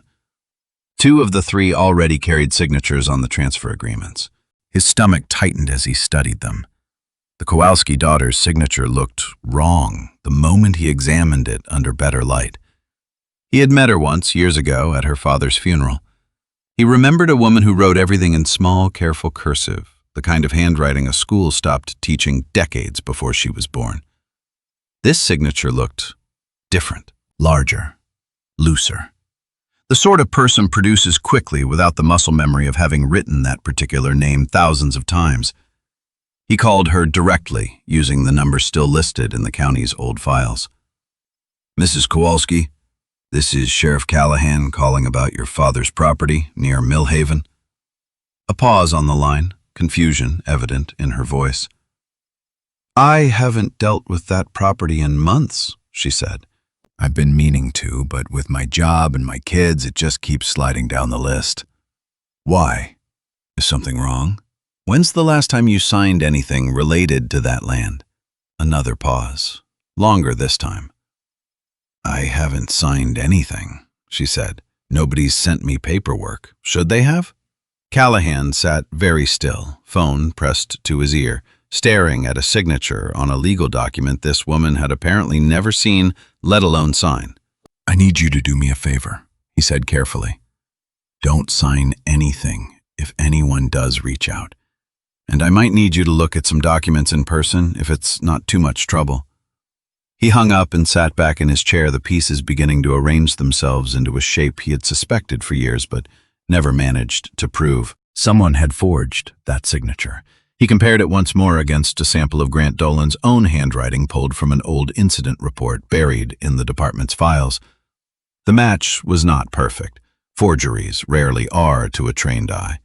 But it came close enough in the particular slant of certain letters, the way the pen lifted between words, to leave him fairly certain he was looking at the same hand behind both documents. He picked up his phone again, calling a colleague at the state police, someone who owed him more than one favor over the years.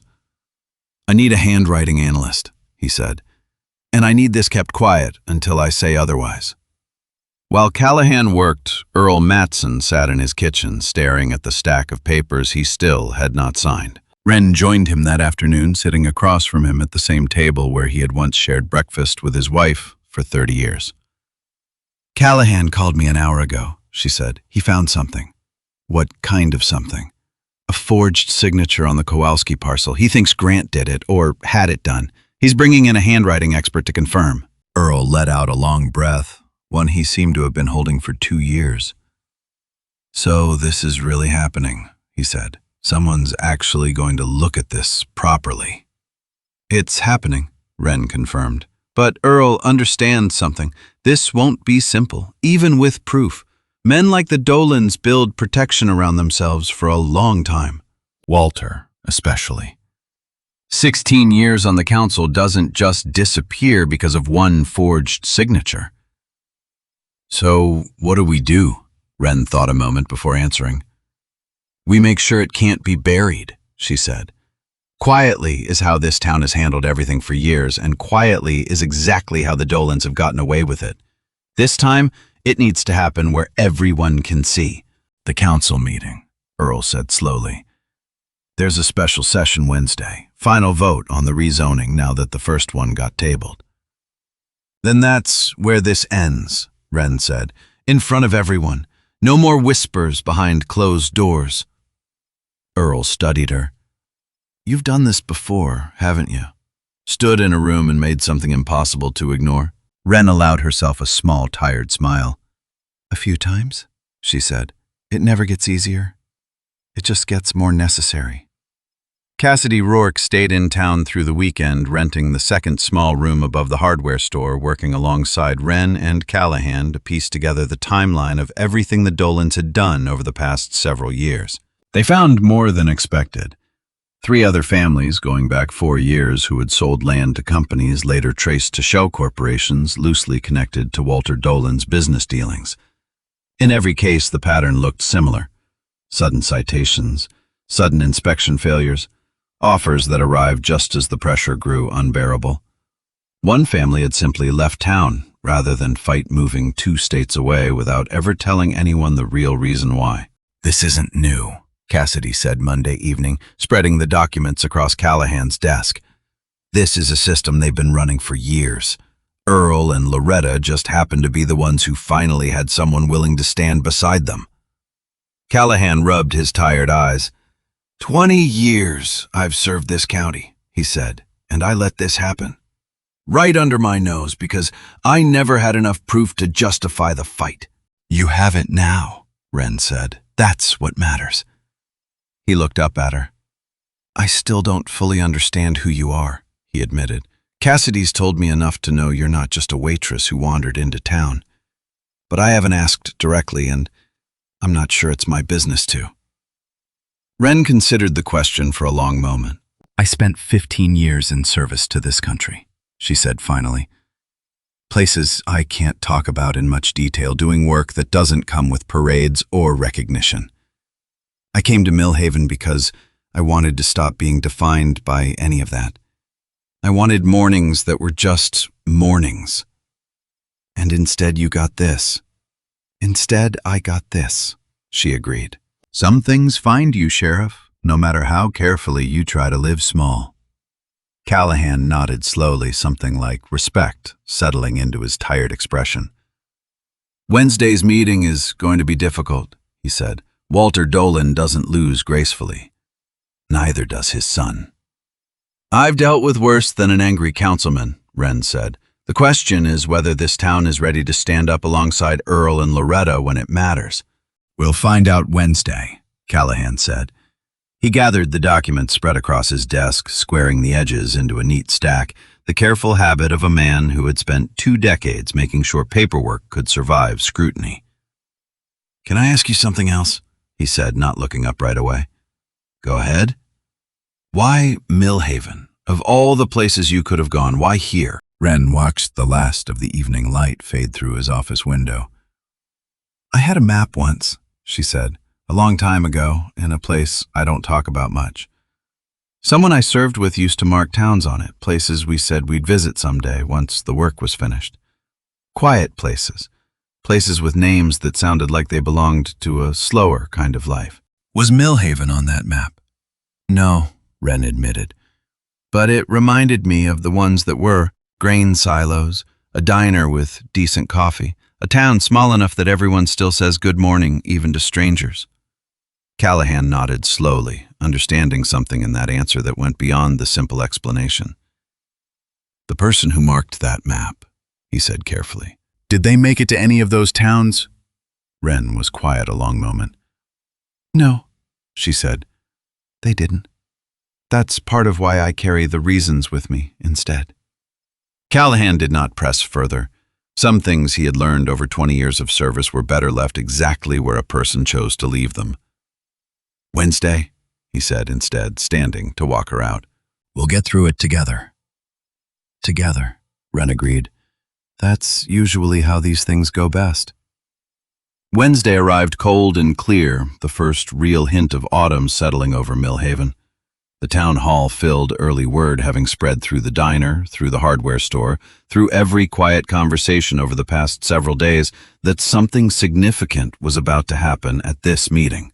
Harold and Dot arrived together, taking seats near the front. Ruth Alvarez sat beside Loretta Boyd, the 2 women holding hands. Peggy closed the diner early for the first time in years to attend. Earl Matson sat in the front row dressed in a pressed shirt he had not worn since his wife's funeral, his cane resting against the chair beside him. Wren sat near the back, deliberately wanting the room's attention to stay where it belonged on the people this had actually happened to. The council members filed in, 5 of them taking their seats at the long table facing the room. Walter Dolan sat in the front row, on the opposite side from Earl, silver-haired and composed, his face giving away nothing. Grant Dolan stood near the back wall, in uniform, arms crossed, watching the room with barely concealed tension. The meeting opened with routine business, budget items, a discussion about repainting the water tower, before finally reaching the item everyone had actually come for. Next, the council chair said, we have the final vote on the river frontage rezoning proposal. Earl Matson stood before anyone could continue. Before you vote, he said, his voice carrying clearly through the room despite its slight tremor, I'd like to say something, if the council will allow it.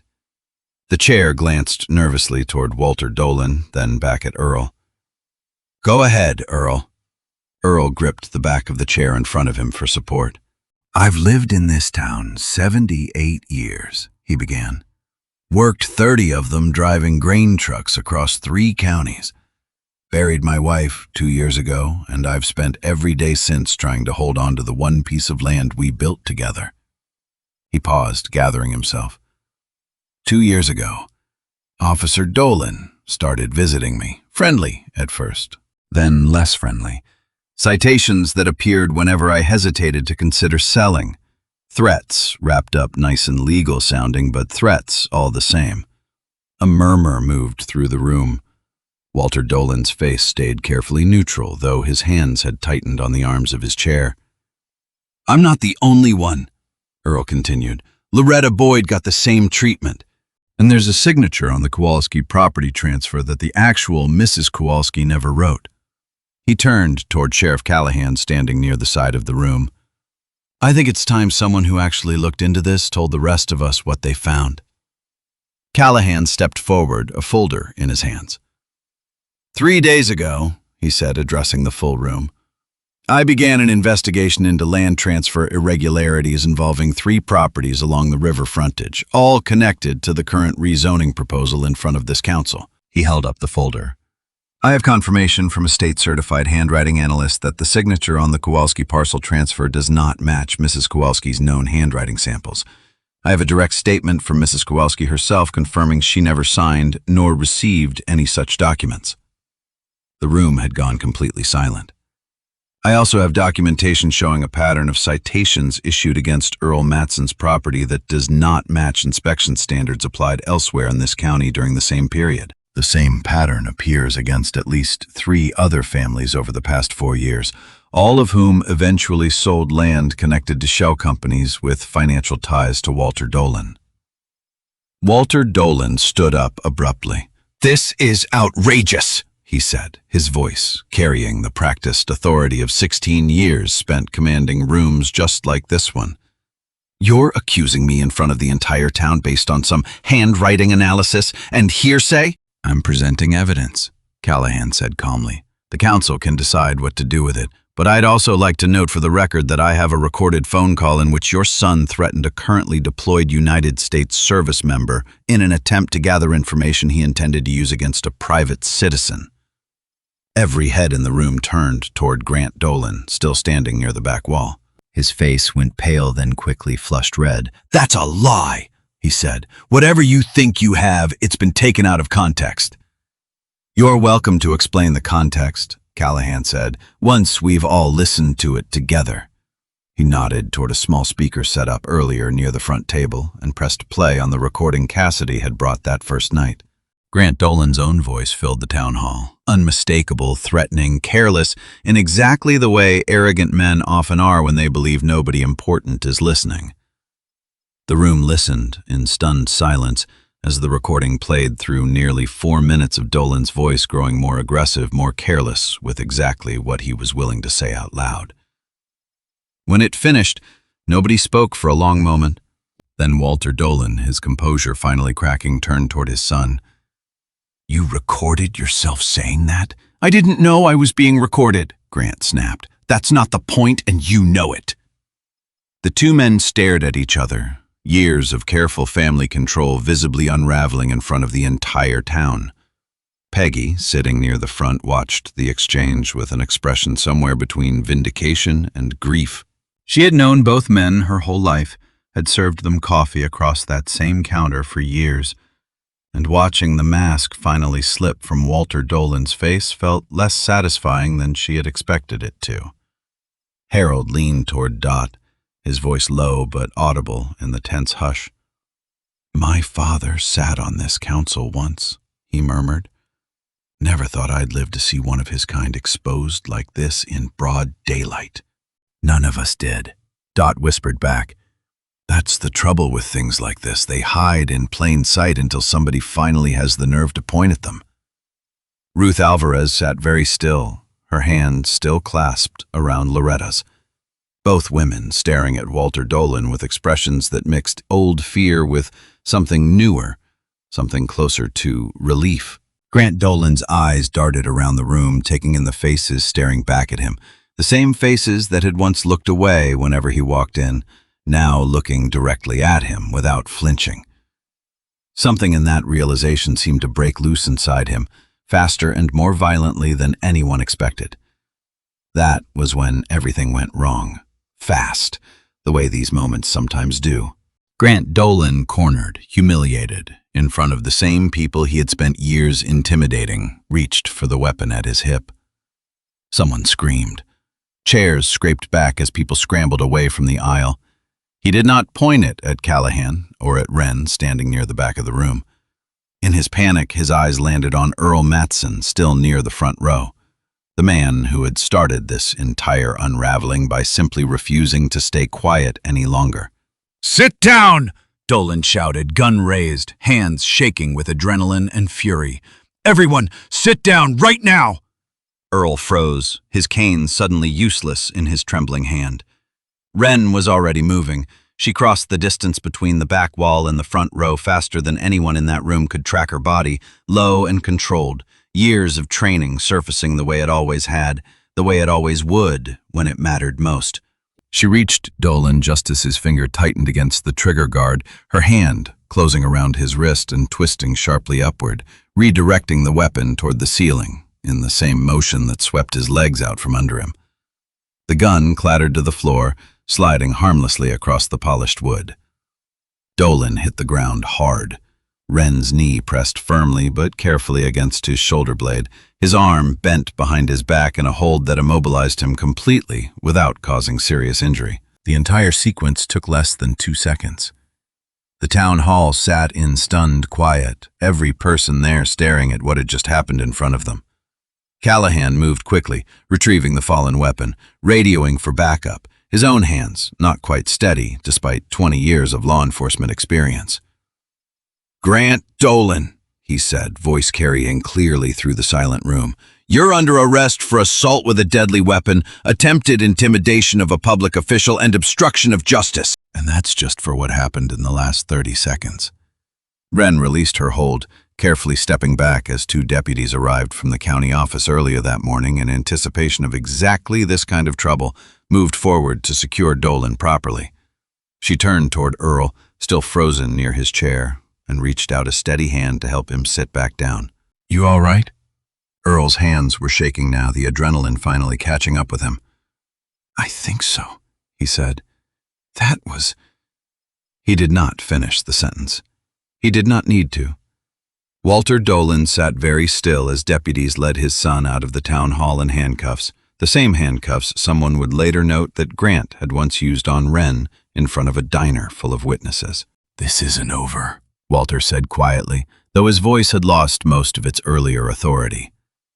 "Actually," Callahan said, walking over with the second folder, "it is.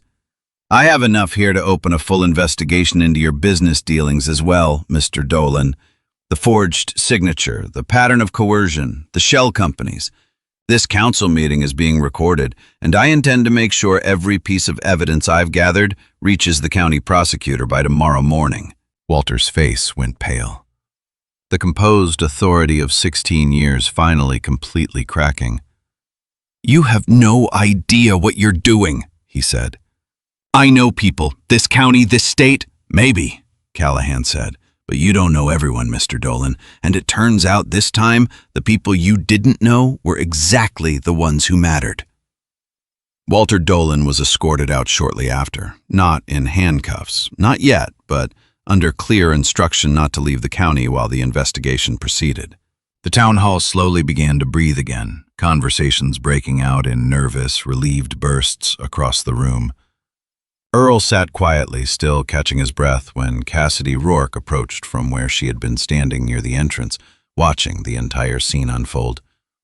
She looked around the room at the shaken faces, at the town slowly beginning to understand what had just happened in front of them, and made a decision. She stepped up onto the small stage near the council table, raising her voice to carry through the room.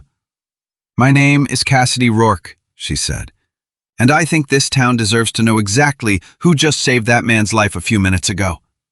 Wren, standing near Earl's chair, looked up sharply. "Cassidy?"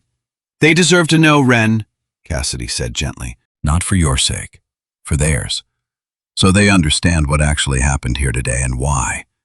She turned back to the room. 15 years ago, I served alongside the woman most of you know as Wren the waitress at the Anchor Diner. What most of you don't know is that she spent the next 15 years of her life in specialized service to this country. Work that most people will never fully understand and never should have to. She saved my life more than once. She saved the lives of people I loved. And she walked away from all of it quietly without ceremony because all she wanted afterward was a normal life in a quiet town. The room had gone completely still again, every eye fixed on Wren. She didn't come here looking for recognition, Cassidy continued. She came here looking for peace, but when this town needed someone who wouldn't back down, someone who actually knew how to protect people when it mattered most, it turned out the person who showed up was exactly the right one, whether she wanted the job or not. Wren stood very still, feeling every eye in the room settle on her at once. This was exactly the moment she had been avoiding since the day she arrived in Millhaven, the moment where the quiet stranger became something else entirely in everyone's eyes. But looking around the room at Earl still shaking slightly in his chair, at Loretta, tears streaming down her weathered face, at Peggy, Ruth, Harold, and Dot, every familiar face she had come to know over these past few weeks, she understood something she had not fully understood before. Being known was not the same as being used. Cassidy had been right about that. "I didn't do anything special today," Wren said, though her voice carried clearly in the silent room. "I did what anyone with the right training would have done in the same situation." "That's exactly the point," Earl said, his voice steadier now. "Most of us don't have that training. We just have each other, and whatever courage we can find on a given day. You had both, and you used it to protect people who had no way of protecting themselves." He struggled to his feet, leaning on his cane, and turned to face the rest of the room. 2 years I stayed quiet," he said. "Told myself it was easier that way. Told myself one old man couldn't change anything in this town. Then this young woman showed up, and in less than a month, she taught me something I should have remembered a long time ago." He looked directly at Wren. "Courage isn't about not being afraid," he said. "It's about doing the right thing anyway. That's what my wife used to tell me back when I was young enough to still need reminding." He paused, looking around at the faces watching him, faces he had known his entire life. "I used to think growing old meant you'd already learned everything you needed to know," he continued. "Turns out that's not true. Turns out you can be 78 years old and still learn something new about what it means to stand up for the people around you. I'm grateful for that lesson, even if it came later than I would have liked." Peggy dabbed at her eyes with the corner of her apron still worn from the diner earlier that morning. "You've always had that in you, Earl," she said. "It just needed somewhere safe to come out." "Maybe," Earl said, "or maybe it needed someone brave enough to go first." The room stayed hushed for a long moment, the weight of everything that had happened settling over everyone present. Then slowly, Ruth Alvarez began to clap. Loretta joined her, then Harold and Dot, then Peggy, then the rest of the room, a wave of applause rising through the town hall, not loud or triumphant exactly, but steady and sincere, the kind that comes from people who finally understand what they witnessed. Wren stood there, uncertain what to do with the sudden warmth directed her way, until Earl reached out and took her hand, squeezing it once. "Let them thank you," he said quietly. "Sometimes accepting gratitude is its own kind of courage." The weeks that followed brought changes to Millhaven nobody could have predicted just a month earlier. Grant Dolan faced charges at both the state and federal level, the recording of his threat against a deployed service member drawing attention from investigators well beyond the county's borders. Walter Dolan's business dealings unraveled slowly under closer scrutiny. The shell companies and forged documents connecting to properties across 3 counties, far beyond just Millhaven's small stretch of river frontage. The rezoning proposal was formally withdrawn. Earl's land, Loretta's half-acre, and the Kowalski property all remained exactly where they belonged with their rightful owners. Sheriff Callahan opened a broader investigation into 2 decades of quiet corruption that had operated in the shadow of Walter Dolan's council seat. an investigation that would take months, possibly years, to fully unravel. But it had started. That was what mattered most. Peggy reopened the diner the following Monday. Same as always, 6 a.m. sharp, coffee fresh regulars filing in for their usual orders. She hung a small handwritten sign near the register that read simply, "Employee of the month, every month, as long as she'll have us." Wren laughed the first time she saw it, a real laugh, unguarded in a way Peggy had not heard from her before. "You didn't have to do that," she said. "I know," Peggy said. "I wanted to." Earl came in every morning at 7:15, same booth, same order. 2 eggs over easy, wheat toast, black coffee, no sugar. But something in the way he sat now felt different, straighter, somehow, lighter, like a weight he had carried for 2 years had finally been set down. Loretta joined him some mornings, the two of them talking quietly about nothing in particular, the ordinary conversation of people who had survived something difficult together and found comfort in each other's company afterward. Other changes moved slower, the way real change usually does in a place like Millhaven. The county prosecutor's office announced formal charges against Grant Dolan 3 weeks later, a list that grew longer as investigators uncovered more of what had happened over the previous 2 years. Coercion, falsifying official documents. The federal charge related to threatening a deployed service member carried the heaviest weight of all. It was not the kind of charge a good lawyer and a familiar last name could quietly make disappear. Several families who had sold land under similar pressure over the previous 4 years came forward once they heard what had happened at the town hall meeting. Each new account adding another piece to a pattern that had operated undisturbed for far too long. 6 weeks later, the state prosecutor filed formal charges against Walter Dolan directly. Racketeering, coordinated fraud across 3 counties, conspiracy to coerce elderly landowners out of property through his son's badge. The evidence Callahan and Cassidy had gathered, combined with the accounts of the families who finally came forward, gave the prosecutor more than enough to build a case that no amount of old influence could quietly bury. Walter Dolan was arrested at his home on the nicest street in Millhaven, the only one with sidewalks on both sides. He did not resist. There was by then nothing left for him to command. He would face trial the following spring. Whatever the outcome, the town had already delivered its own verdict, in the silence that followed him now whenever he was seen in public. The same silence he had once used as a weapon against everyone else. Sheriff Callahan found himself busier than he had been in years, coordinating with state investigators, gathering statements, making sure nothing about the case could be quietly buried, the way so much had been buried in Millhaven before. 20 years, he told Wren one afternoon, stopping by the diner for coffee he actually paid for. 20 years, I told myself I was doing right by this county just by keeping the peace. Never once stopped to ask what all that peace was quietly costing people who couldn't afford to make noise about it. "You're asking now," Wren said, refilling his cup. "That's not nothing, Sheriff." "Feels like it should have happened sooner. Most important things do," she said. "Doesn't make them less important when they finally happen."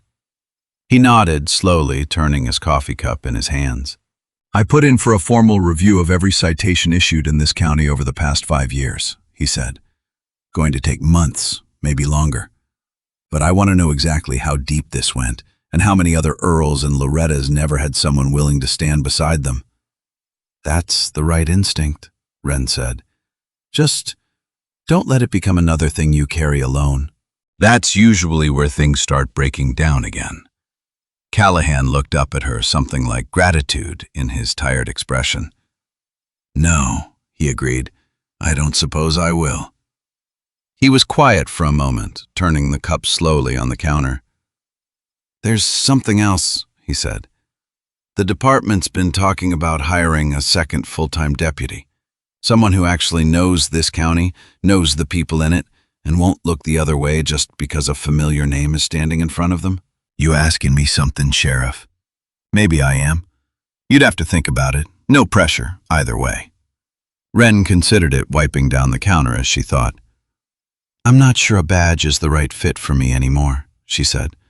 "I spent 15 years wearing one kind of uniform or another. Part of why I came to Millhaven was to stop being defined by what I wear to work." "Fair enough," Callahan said, Offer stands, though, whenever you're ready, if you're ever ready. I'll think about it, Wren said. That's the honest answer. That's usually the best kind. He finished his coffee, left a generous tip beside the empty cup, and headed for the door, pausing once to look back at her. For what it's worth, he said, this county's better off with you in it, badge or no badge. Wren watched him go, something warm and unfamiliar settling in her chest. The particular feeling of being wanted somewhere without having to prove anything first. 2 weeks after the town hall meeting, the town council, under new interim leadership, called a small gathering in the same room where everything had unraveled. This time there was no tension in the air. No forged signatures, no threats, just a town trying to figure out how to properly say thank you. The interim council chair stood at the podium, the same podium Earl had stood beside weeks earlier.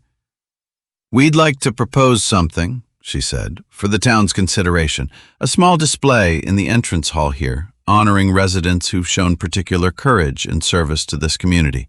Starting with a few names that seem obvious given recent events, Peggy had brought something with her that morning, wrapped carefully in the same paper napkin she had used weeks earlier. She stepped forward and unwrapped it gently on the small table set up near the podium.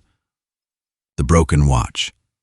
Cracked face-snapped band, exactly as it had fallen weeks earlier on the diner floor. I had it looked at, Peggy said. The mechanism still works if you wind it. The glass and the band, well, those are beyond repairing completely, but I thought maybe it belonged somewhere people could see it. Not fixed, just honored, exactly as it is. Wren, sitting near the front, felt something tighten in her chest. You don't have to put my name on anything, she said, standing up. I told Earl this already. I'm not interested in being a symbol. We're not asking you to be a symbol, the council chair said gently. We're asking permission to remember something true. That sometimes the quietest people in a room are carrying the most weight, and that this town nearly lost something important by not paying closer attention sooner. Wren looked at the broken watch resting on the table, thought of the person who had once given it to her, a promise made in a difficult place a long time ago, that had somehow followed her all the way to this small town and this small moment. If it goes up, she finally said, no name on it, just the watch. Let people wonder about the story if they want to. That feels more honest than a plaque with my name on it. The council chair nodded, understanding something important in that request. No name, she agreed, just the watch. The following Sunday, Millhaven held its regular church service, the small building near the center of town filling with more people than usual, word having spread about everything that happened over the past several weeks. After the service, as people gathered outside in the crisp autumn air, Earl Matson approached Wren dressed again in the same pressed shirt he had worn to the town hall meeting. He stood a little straighter than usual, leaning far less on his cane than she remembered from that first morning at the diner. I wanted to do this properly, he said. Not in a diner, not in a town hall meeting, just here with the people who matter. He straightened his shoulders and slowly, carefully raised his right hand in a salute formal and precise despite his age, despite the slight tremor that had crept into his hands over the years. Wren stood still a moment, surprised, before returning the gesture with the same careful precision, years of training surfacing naturally in her posture. Around them, a small crowd had gathered without quite meaning to, watching two people from very different generations share a moment neither of them fully explained out loud. Thank you, Earl said, lowering his hand, for reminding an old man that standing up still matters, even when your knees don't work the way they used to. Thank you for standing up first, Wren said. I just followed your lead. Loretta Boyd, standing nearby with Ruth Alvarez, wiped her eyes quietly. This town forgot how to do that for a long time, she said. Stand up for each other, I mean. It took a stranger walking in with one duffel bag to remind us. Maybe that's how it always works, Ruth said. Sometimes you need someone from outside to show you the thing you'd forgotten was right in front of you the whole time. That evening, as the sun set over the grain silo at the edge of town, Wren walked slowly through the small park at the center of Millhaven, past the gazebo with its peeling white paint, past the war memorial listing names from 3 different generations. Cassidy walked beside her, having decided to stay a little longer before returning to her own life beyond Millhaven's borders. "You could have left town, you know," Cassidy said. "After everything, nobody would have blamed you for wanting somewhere quieter, somewhere nobody knows your name." Wren watched the last light fade behind the water tower. "I thought about it," she admitted, "for about a day." "What changed your mind?" "Earl's booth by the window," Wren said. "Peggy's terrible coffee machine that's older than her daughter would have been. Loretta's grocery bags that always seem to tear at the wrong moment. This town isn't perfect, Cassidy. It let something terrible happen for 2 years before anyone found the courage to stop it. But it's also a town that clapped for an old man who finally found his voice again. That's worth staying for." Cassidy smiled, understanding. "So this is home now?" Wren thought about the question carefully, the way she thought about most important things. "I think it might be," she said. "For the first time in a long while, I think it actually might be." They walked in comfortable silence for a while longer, the town settling into evening around them, porch lights beginning to glow one by one, the distant sound of a screen door closing somewhere down a quiet street. Somewhere across town in the entrance hall of the town building, a small display case had been installed that afternoon, still empty except for a single item resting carefully inside. An old watch, cracked face, broken band. No name attached, no plaque explaining its significance, just a small, handwritten card beneath it that read simply, "For those who stay quiet, not out of fear, but because they are waiting for the right moment to stand." People would stop and look at it in the weeks and months that followed. Some would ask around town about its story, piecing together fragments from those willing to share what they knew. Others would simply stand there a moment, understanding, without needing every detail explained, that something important had happened in Millhaven. Something that had reminded an entire town what it looked like to finally, after years of silence, stand up. The bells of the small church rang softly in the distance as evening settled fully over Millhaven, carrying across quiet streets and porch lights, and a town slowly remembering who it wanted to be. Wren Calloway had come looking for peace. What she found instead was something rarer and, in its own way, more valuable. She found a place worth fighting for, and a town that in the end proved willing to fight alongside her. Maybe that is the real lesson buried inside a story like this one, the part that matters more than any single confrontation, more than any gun raised or lowered, more than any watch broken on a diner floor. Strength does not always look like the loudest voice in the room. Sometimes it looks like an old man standing on trembling legs because staying silent has finally become harder than speaking up. Sometimes it looks like a diner owner admitting she made the wrong choice and choosing to make it right the very next morning. Sometimes it looks like an entire town slowly, imperfectly remembering how to stand beside each other again. And sometimes it looks like a quiet woman who never wanted to be anyone's hero stepping forward anyway because someone she cared about needed her to. Millhaven is still there if you ever find yourself driving through that stretch of highway where the cornfields end. The diner still opens at 6 every morning. Earl still sits in his booth by the window, though these days he rarely eats alone. Peggy still hums old country songs under her breath when she is happy, though these days she is happy more often than not. And in the entrance hall of the small-town building, past the water tower and the barber shop with its striped pole, a broken watch still sits quietly in its glass case, telling no one's name, asking nothing of anyone who stops to look. Just waiting there patiently for the next person who needs reminding that the quietest people in a room are sometimes the ones carrying the most weight, and that somewhere in every town, in every diner, in every small kindness offered to a stranger struggling with a torn grocery bag, there is a version of standing up still waiting to happen. All it takes is someone willing to go first.